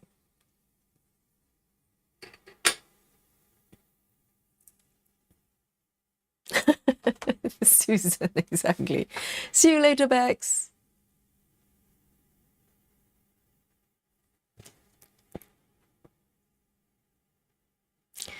Lynn says, I read the other day a child smacking the teacher. The child was 7 years old. I know, yes. I think bad behaviors have nothing to do with ages.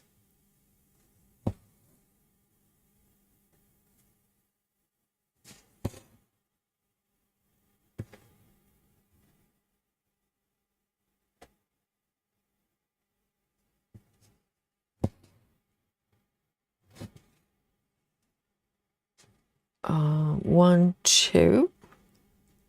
1, 2.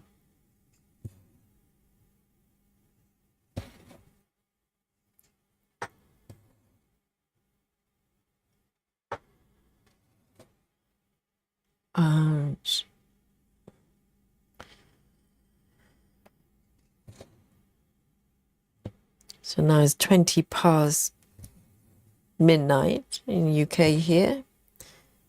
So this is going to be my last color, but I've got a few more stitches here. I'm going to just move up a little bit, probably do another 10, 15 stitches.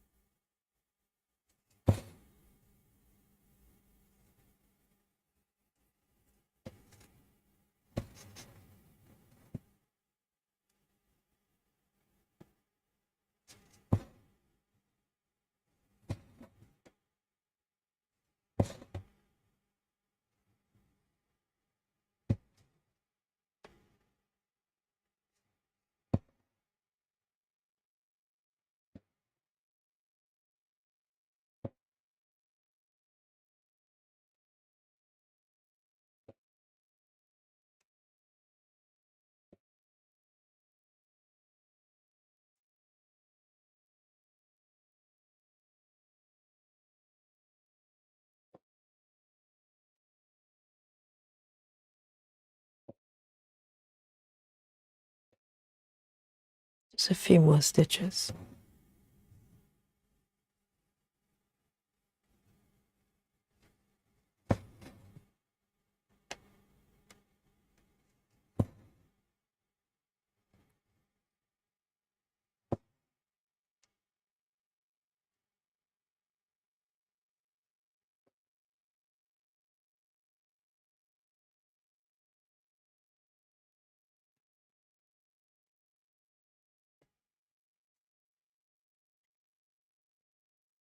Okay, I'm going to do 4 more stitches.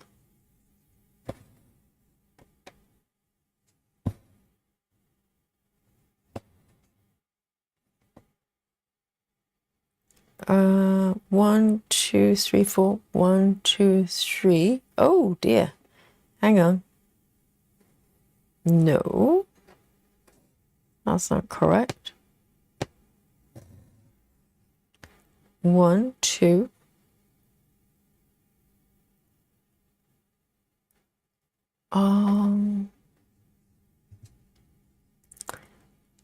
1, 2, 3. 1, 2, 3. Okay.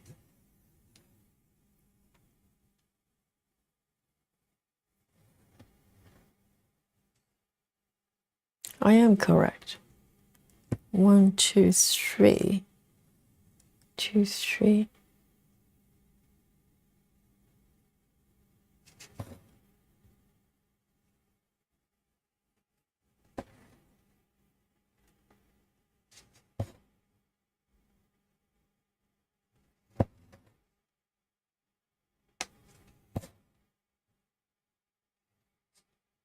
And then 2 more.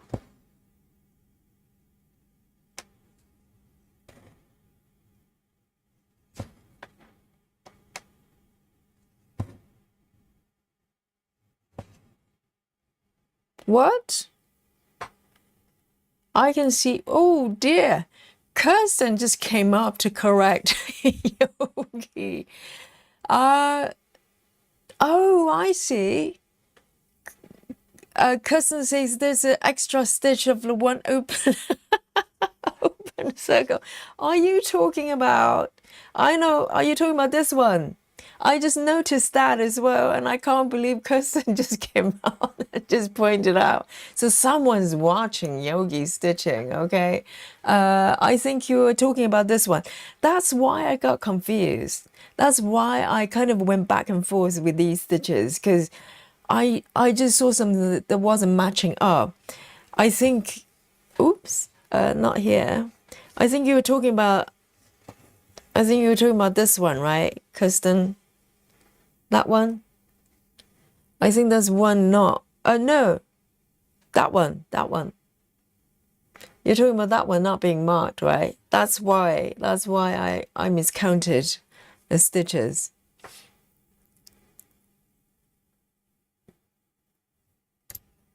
So I will mark it. I think that's why I was a little bit confused. So amazing, Kirsty.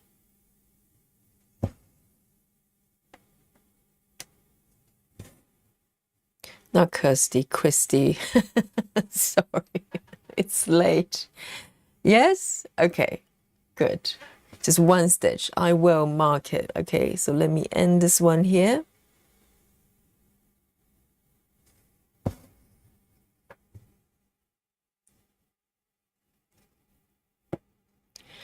Grace says, hi Yogi and Stitchy, I'm back. Welcome. We're still here. We're still here, Grace. And Grace says, Yogi, I have an announcement. I made kale in olive oil, salt and garlic. I love it. There you go, guys. Have a look at this. Amazing. Grace did it. Yes, I told you it's good, isn't it? Susan, Janine, listen carefully. Grace knows what she's talking about. You know, kale in a little bit of olive oil, salt and garlic, and saute till the leaves are tender. Told you. It's so good, isn't it? Yes. Well done, Grace. Well done, Grace. Yes. Cassie said, did you cook it? Yes, I think Grace did. Grace did. Well done, Grace. That's glorious. That's beautiful. It's going to be one of your favorite dishes, I bet, Grace. And it's so good for you. So good for you. 780. Let me pop it back and mark that missing stitch on the chart here. Let's have a look. Yes, it's this one, isn't it? Those two. I think I did those two. I think that's correct.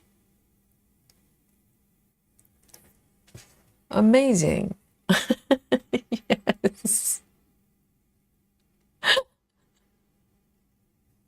Jeannie's, she cooked like tree branches until they were soft.